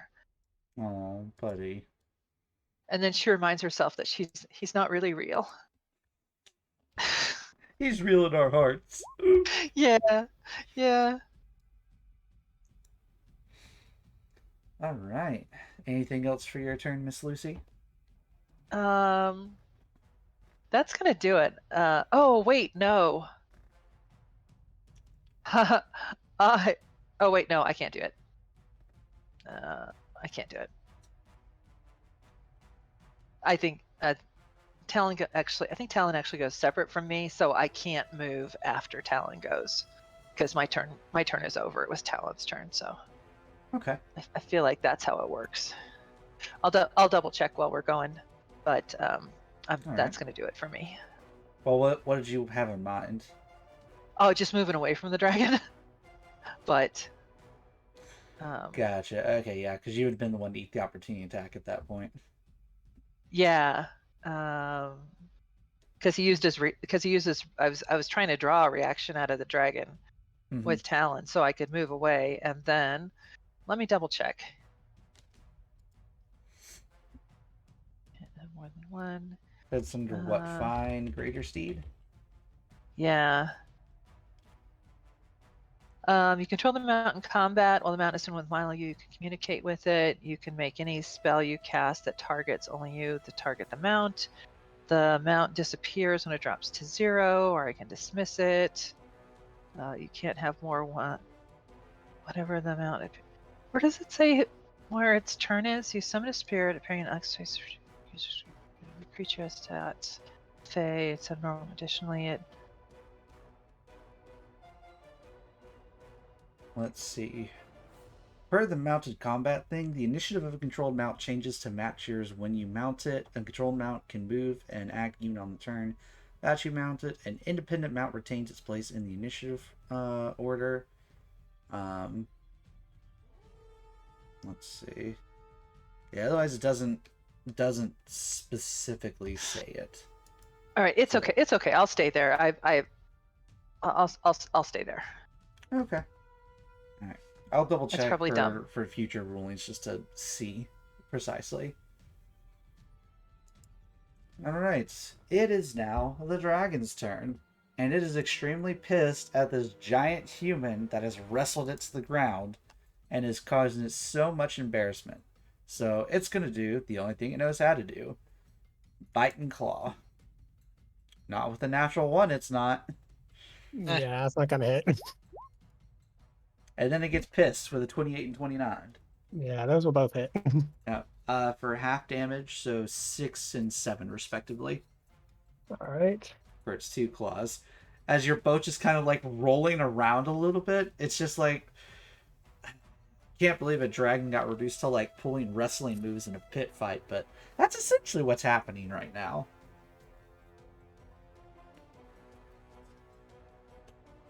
What's the dragon look? It's looking fairly hurt. Definitely weaker than it was when y'all first showed up. It's still kicking, but you can tell it's starting to show some damage. Okay. Thank you. Mm-hmm. Speaking of kicking, Urine is gonna stand up after getting buffeted by the wing. Still got a hold on the dragon, Mm-hmm. and just gonna start kicking shit. Kick him in the shins. Oh goodness, those are 2 crits. Oh my god. Oh my god. It's 4 for his unarmed strikes. That is Because they just do hilarious. 1 plus your strength modifier. Yeah. I am don't. large. I do get my bonus D8, which will be a crit. So the D8 will be doubled. There you go. Roll another D8. I'm not sure if the crits are double damage or what. They're all 6 damage. Yeah. So by default, all 3 of those hit. So that's 6. So that's 6, 12, 18 damage regardless. And then is your Giant Smite D8 just once per turn? Yeah, it's once per turn. Okay. But I always do it on the first attack, which is a crit, so it gets Okay. a crit bonus. So that 7 will be 15 from doubled that. to 14. I rolled it twice. I rolled Okay. an 8 and a Gotcha. 7. Oh, I see what you did. Yeah. Yeah. So it's I can't math. So it's 15 plus 6. So, 33 is 15 plus 18. so wait, how much damage is it total? I'm bad at math. 33. 33 points of damage from being kicked 3 times. And to be fair, 2 of those were crits. My god.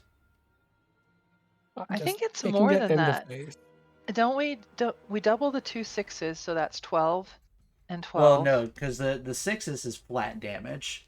Because it's just his strength. Whenever you do the unarmed strikes, it's a flat damage amount.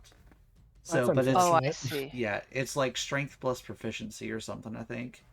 Yeah, that's what it is. Okay. No, Yeah, it's just strength- 1 plus your strength bonus. Or 1 plus strength So it was bonus. 15 doubled then? It was 8 plus 7? The 8's a D8 from the Giant's Might, Yeah. which got doubled because of the crit. Yeah. So So that's he the rolled- 15. And then so the he rolled 18 is again. from the- Yeah. So it was just a lot of unarmed damage that just kind of bludgeoned this this dragon a pretty good bit, all things considered. So Curran, as you're sitting there like kind of grapple with this dragon, you're just like action hero just punching him in the gut. The dragon's starting to look definitely worse for wear. And as you land the last punch, ooh, that's good. Go ahead and heal that up because you may be about to lose it. So as you finish the like series of punches, you kind of relax for a second and get ready for the next one. And as you as Noxit kind of raises her head to meet yours, you watch the pupils of the eyes just almost go to complete narrow slits as this kind of a bestial reaction just lets out this horrible sounding roar as a surge of energy runs up this dorsal fin before exploding in this massive cloud of toxic fumes around it. I need Hurin, Lucy, and Talon all to make Constitution saving throws for me. Is this against being poisoned or just a normal save? This would be against taking poison damage and being All right. poisoned. Okay, I think I have advantage then. But I Is got that a 20 anyway. Is that part of your Rune Knight shit? Yeah. Oh, it's against poison damage, so I didn't need it. But Lucy 19, Talon 20. Oh my goodness. Y'all are just killing me with these rolls. I mean, not killing me, but good job. All right, so you all take 5 points of poison damage, reduced down to 2 because of resistance and potions and all that jazz. Except for Talon, he still takes the 5 points. But you two take 2 points of poison damage and are not afflicted by the poison condition, as Noxit kind of violently reacts to the sheer amount of damage she's taken so far. Kind of just puts out a reactionary defensive thing. But that is it. Anything else for your turn, Hurin? That's it for my turn. I used my second wind, healed up a bit, and I'm still holding on to this dragon. My god. Alright, Velith, your turn. All right. Both got we both got mass cure. How are Lucy and her, and how are you looking for like me some numbers? Gotta have healing. You know. Lucy's looking pretty rough. Lucy looks about half health, Hurin's a little over half. and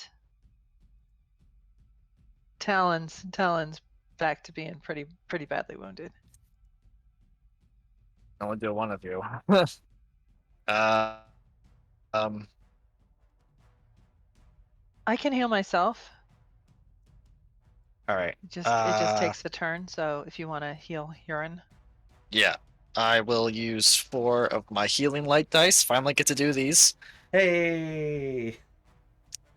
So I have an 8d6 pool of dice that resets on a long rest. As a bonus action, I can heal a creature within 60 feet, spending dice from the pool up to 46 at once.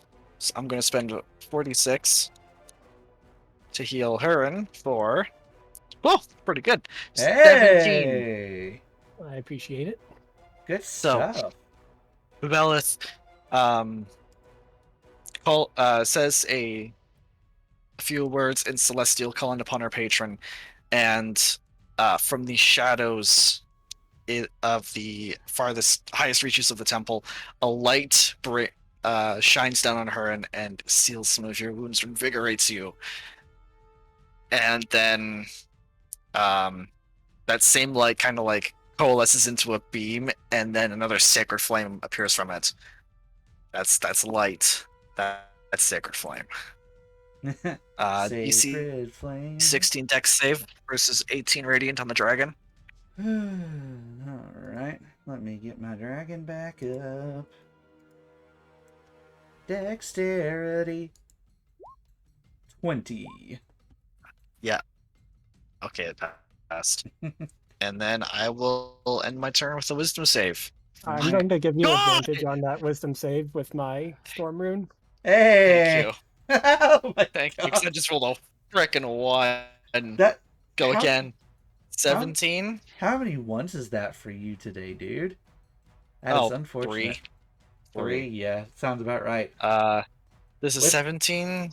With that 17, as you're sitting watching all this go on, there's a brevity and a weight that kind of lifts off to your chest, as there's a brief moment where you swear you see like this weird rune kind of flash as you're blinking for a moment, And then you realize the dragon's not so scary. It actually looks kind of pathetic right now as it's, basically being wrestled into submission by her, and the frighten effect is ended.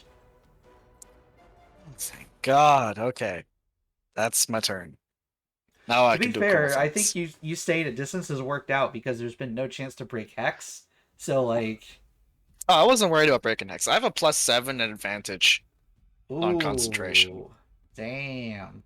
Yeah, so I was not like I am pretty stacked in the con save. I'm just too far to hit it or do anything other than just can Yes, I could stress. really use a paladin smiting it right about now. I would love to. You have no idea how much I want to smite this thing right now. Like, oh my God. I'm done, by the way.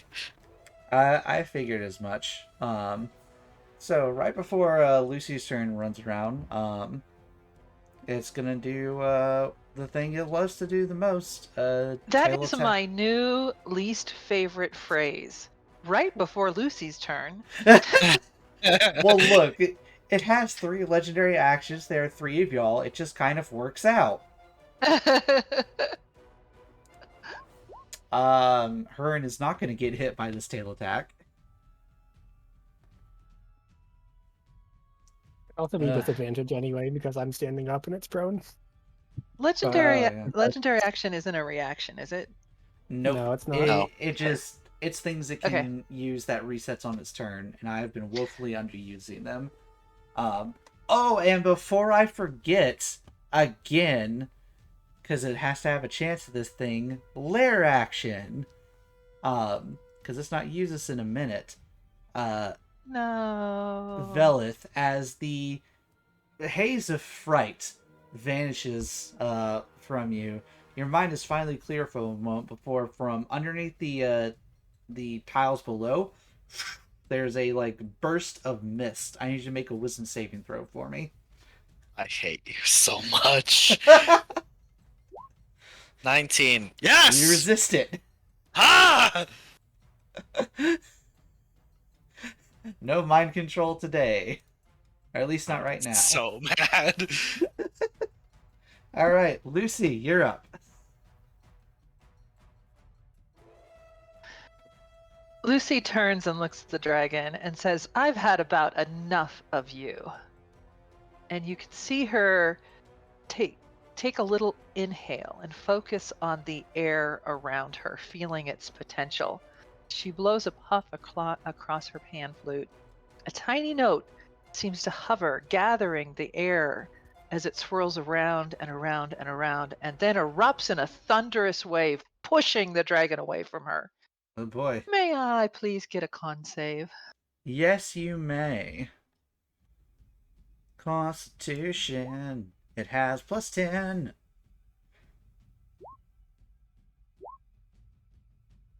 So it takes I'm gonna stop giving the flowery explanations because every time I roll like crap. Just say I'm a The thunderwave dice this are bitch. mocking me. It takes half of 17, so 8 Yes. points from the thunder wave. Mm-hmm.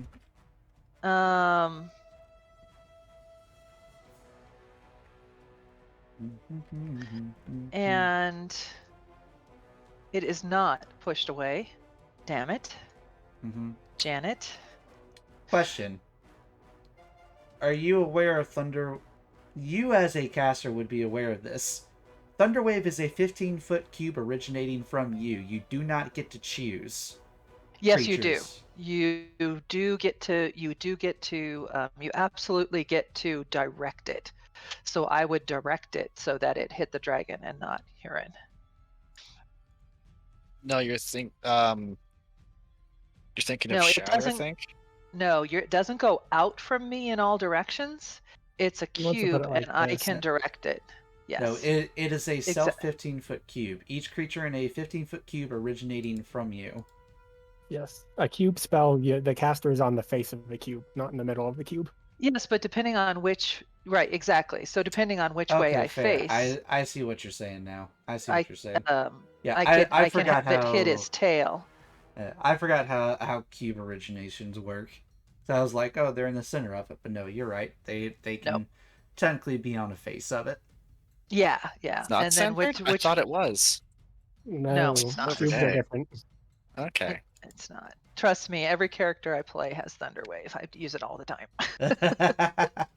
Fair enough. I love Thunderwave. It is quite good. All right. So I'm not going to move because it didn't push the dragon away like I wanted it to. Crap. Poor Talon. Talon is gonna fly up and bite and claw at the dragon again. All right. We'll be at advantage because dragon's still prone. 16 misses, 16 right? will miss. Oh, how about 26, Ooh, yes. Give me the which is a damage. crit. So 13. Let's see. 13 plus Can't 2 have slashing. damage. So how much total? I think it rolled a 6, a 2d6. Yeah, it rolled a Yeah. 6. And Your crit dice both were ones, which is kind of unfortunate. Oof. So 15 points of damage. That's pretty good. 15 points of slashing damage, and Talon is going to stay there. All right. Talon is going to like just stay right over the dragon. Cool, cool. All right. Well, it is now on the dragon's turn. All right. Let me make sure that I'm understanding this correctly. Cool. Wait.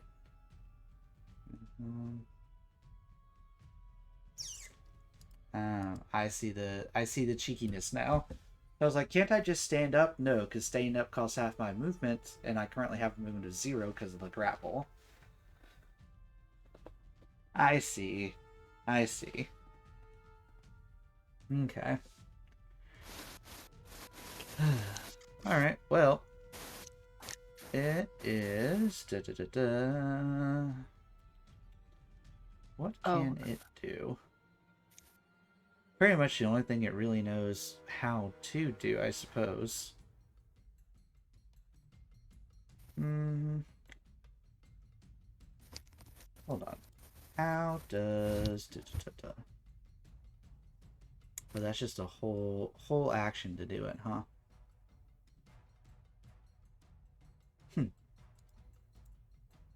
Alright, yep, it's just gonna try the old rip and tear approach then. Because it doesn't know what else to do. So, Mr. Hearn, these will be directed at you. Okay, I think they're all disadvantaged because I'm standing and it's not. That's correct. One hits for 14 points of slashing. All right.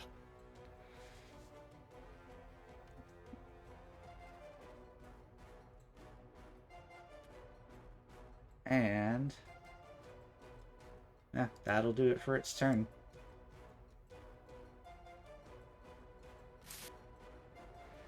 You have got it right pinned. How damaged is it looking? It's pretty hurt at this point. Like, you've definitely managed to break through a lot of the scales on its armor. It is pissed, but like you've got it pinned and grappled, so there's not a lot it can do right now. Yeah, I think I'm just gonna do the smart thing and keep holding on and keep kicking it. All right, I was go for it. debating letting it go to smash it with my hammer, but that seems a little risky. So I'm just gonna keep kicking it. And there you go. Looks like 2 of those hit, and then I get my giant smite damage. Mm-hmm. So 6 plus 6 plus 4 is 16 damage. 16 points of damage. There you go. Slowly chipping it down as you're just kicking and punching it to death. Your hands and feet are starting to hurt from like punching through the raw like armor of it, but it's making dents, especially with your enlarged form. You're just pounding away at it. Yeah, that's the beauty of plate, adamantine plate. Mm-hmm. All right. So it's now gonna do the thing that I've been forgetting to do for every single time. It's going to burn 2 of its legendary actions for another wing attack. So I need this lovely trio up north to make me another dex save, please. I'll pass one of these one day. I passed. Yay! Hopefully I passed. I don't know, but I did not. And here's Talon. Oh wait, do I have advantage because it's prone? Nope. It doesn't affect things going out from it unless it's an attack. And this is not an attack, it's an area of effect thing. All right, Talon and I both failed. Alright. It is a DC 19, so her and you literally just passed. yes. With your natural 20. Your I think I still natural- have the Bardic Inspiration, so I would have used it if I'd failed, but Mhm. So Lucy and Talon, you both take 13 points of bludgeoning damage and are knocked prone once again. How high up was Talon? Talon disappears. Oh no! Talon! Just like being Thanos snap, just disappears into dust. Talon! I imagine like little twinkly fireflies. Pretty much. Alright, well that's 2 of its legendary actions. Velith, you're now up. Ah, finally. For the first time this entire combat, Velith is going to walk up slowly to the dragon. Uh-huh. She's gonna hold out her arm to the side, and there's gonna be a glowing light that starts in her hand and extends outward until she's grabbing the hilt of a sword, and she'll pull it out from the light. She's making eye contact with this stupid bitch now. She's just gonna walk up and say, "You is the meal," and stab her. Ah, finally! God, let's go. 16. Miss. No, nope. Hold on. Oh, 20. barely hits. Inspiration. It also has to make a save of some kind, I think. Okay, Does it? so when you add your bardic inspiration to an attack roll, it additionally it bursts and does a 5-foot AOE of thunder damage. The dragon needs to make a con 15 save. 17. It saves. All right. Wah, wah. Green flame blade damage. That's 2d8 fire. Okay. Normal roll. So that's 11 fire. Hold on a second. That adds it to the second one. So we're gonna add that to the first one. So that's 15 fire damage, Okay. 9 slashing damage, Okay.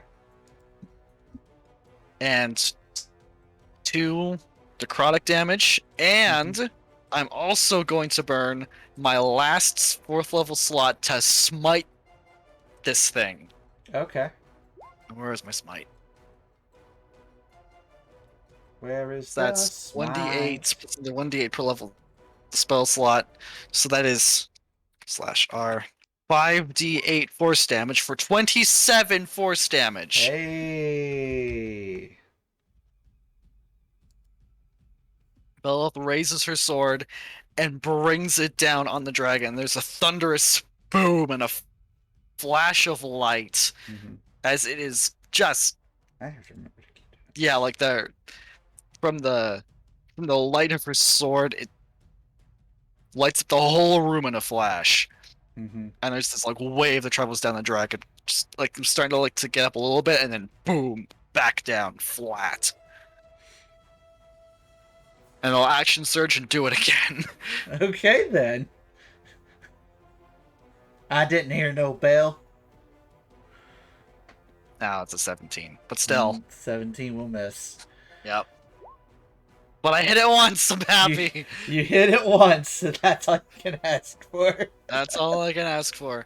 And then I am going to use the last of my healing light 4d6 for Lucy. Excellent. There you go. Oh, thank you. You're welcome. You heal 17 points, Thank you, thank you. That helps. and that's a turn.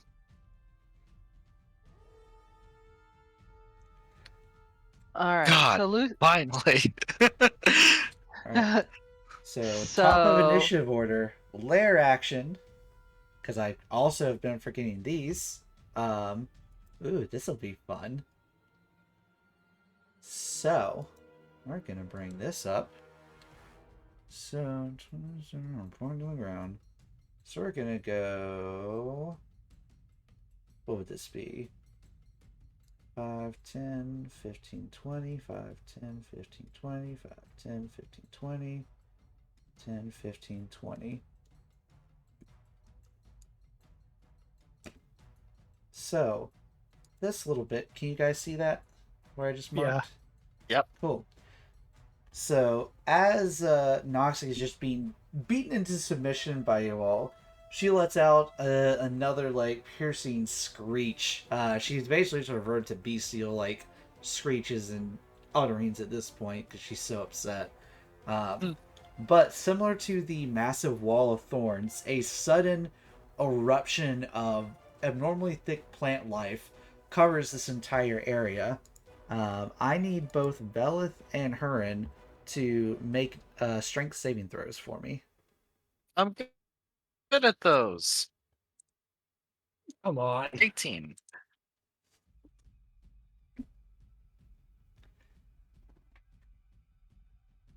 An 18. 14. Oh, I Okay. have my bardic inspiration.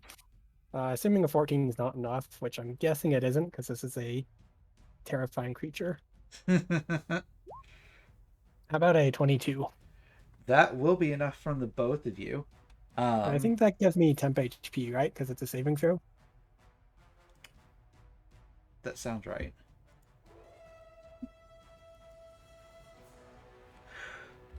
How much temp HP is it again? Potential. Oh, I'm sorry. I was plotting my turn. It is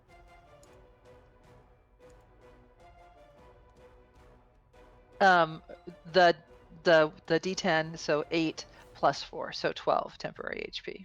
Okay.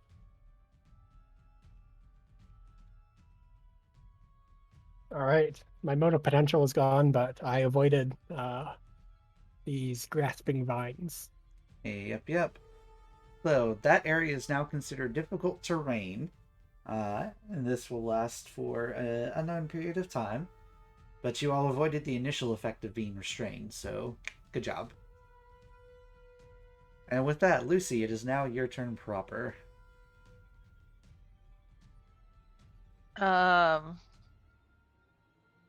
Lucy stands up.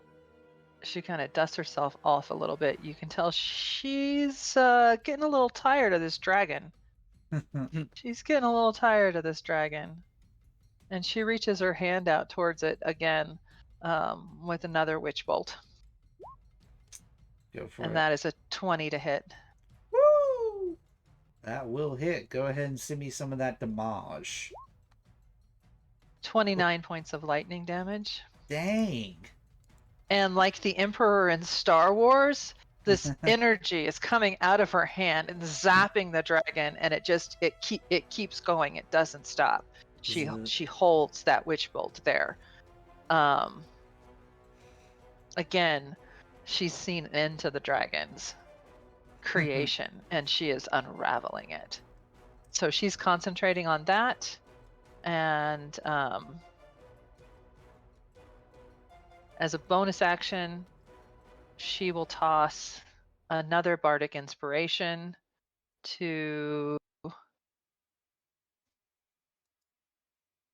Did you both use your bardic inspirations? We both did, yeah. Yes. Okay, I I'm think gonna. Paleth needs it more. Yeah, I was gonna say I'm gonna toss it to Velith then. Thank you. But just like the Emperor unraveling the dragon. Finally. Finally, getting some damage out here. Let's go. Well, speaking of the dragon, it is now its turn. It is once again really just not having a great day with everything going on here. Um, what can it do? Not a lot. Well, it's kind of going beast mode right now, so it's just going to just lash out at whatever's doing the worst to it. So first up is a bite against Hurin. This will once again be at disadvantage because cheese tactics work. 19 is not going to hit. 19 will miss. Then My it's shield up gonna just in time. then it's gonna take a errant claw swipe at Velith, since Velith's now on the field, with a 22 to hit Uh-huh. for 15 points of slashing damage. You make a concentration check for me. Okay.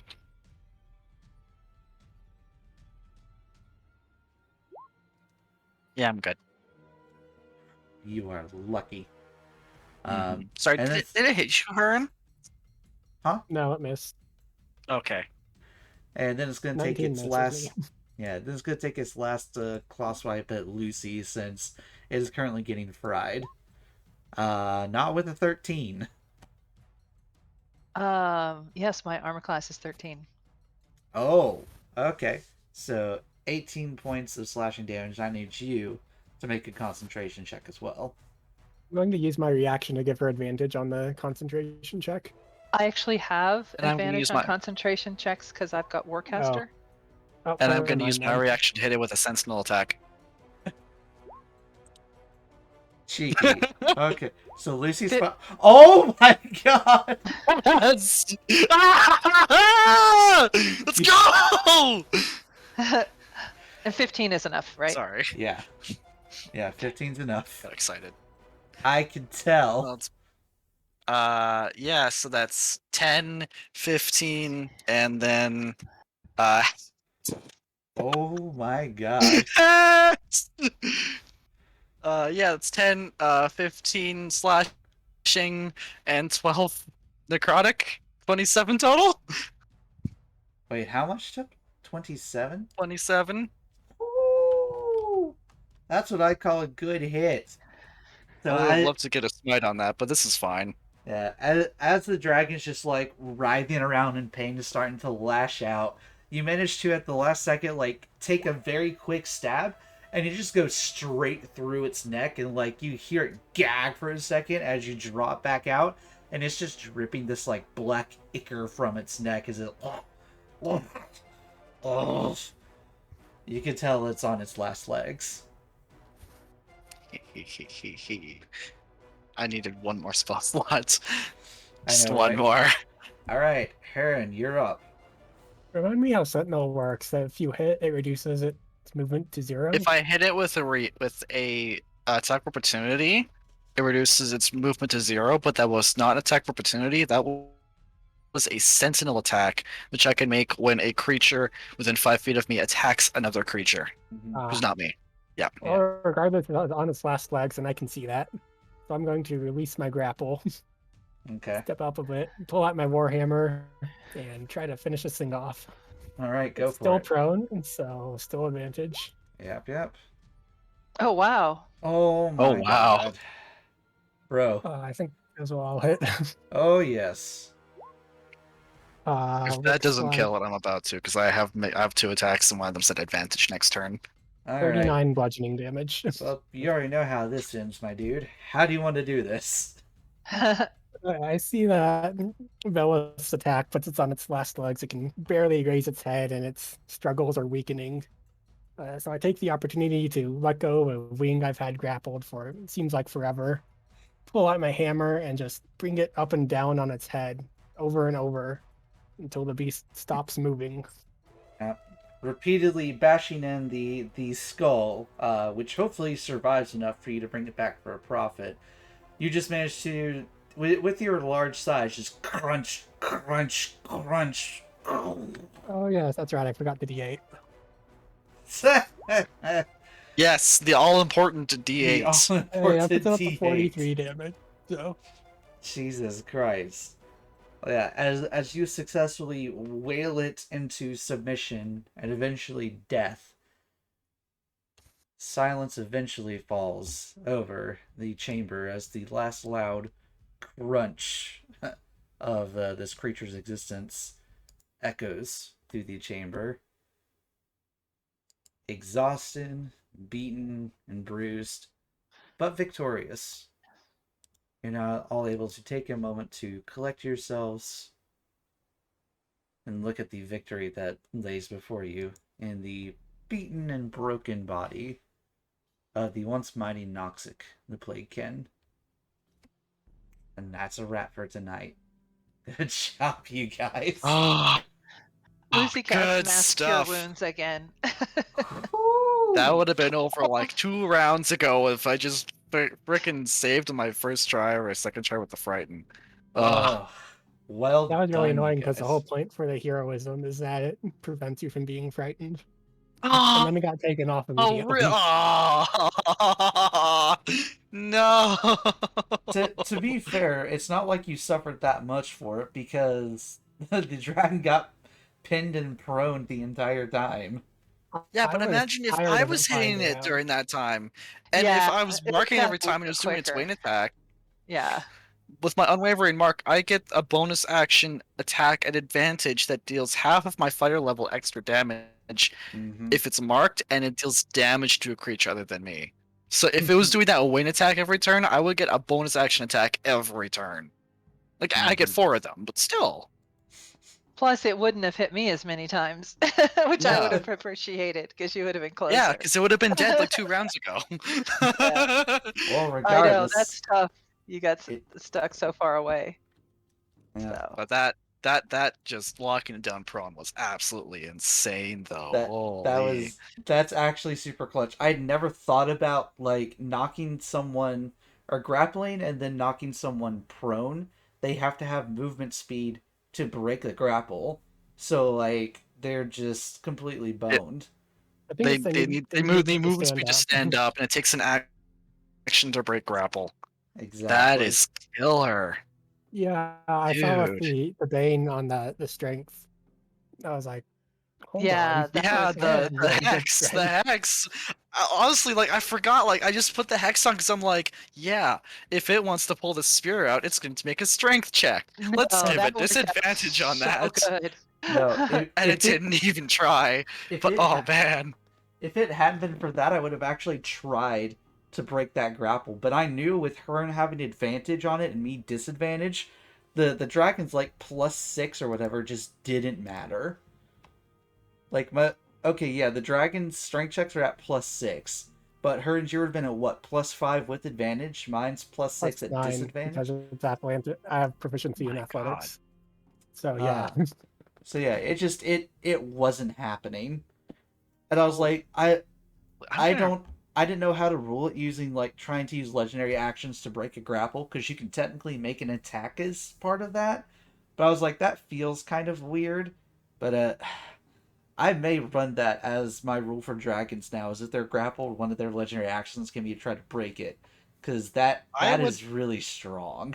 I would allow that personally, because also like I'm looking at it now and like I didn't realize that like to grapple or shove, which is to knock it prone, Yeah, is a special attack, but you can replace one of your attacks with it. yeah, I didn't realize I that want to either. do that. It's like I want to make a grapple monk now who like it's 2 attacks. It's like okay, first attack, I'm gonna choose instead to shove. All right, shove it down. Now I'm gonna grapple it. Cool. mm-hmm. It can't move. It can't get up. Oh, that's so Yeah. cool. It's so good. And again, That like is if so it good. especially if you can stack stuff like Hex or Bane on top of it, it just makes it so much harder to do. And like a regular creature might have tried that a few times because it's like, oh, I'm only losing out on like an attack or two. But for a dragon, that's a whole like triple attack, and like Mm-hmm. the odds of me killing or unconsciousing someone at that point is better than me possibly actually breaking Yeah, a I think the grapple. dice are on your favor if you just try to kill people, Yeah, but it's still hard. still hard, but well played. That was so good. That was fun. I wasn't That even was planning that that. was I an was like, excellent battle. wait, You hold know, on, getting large.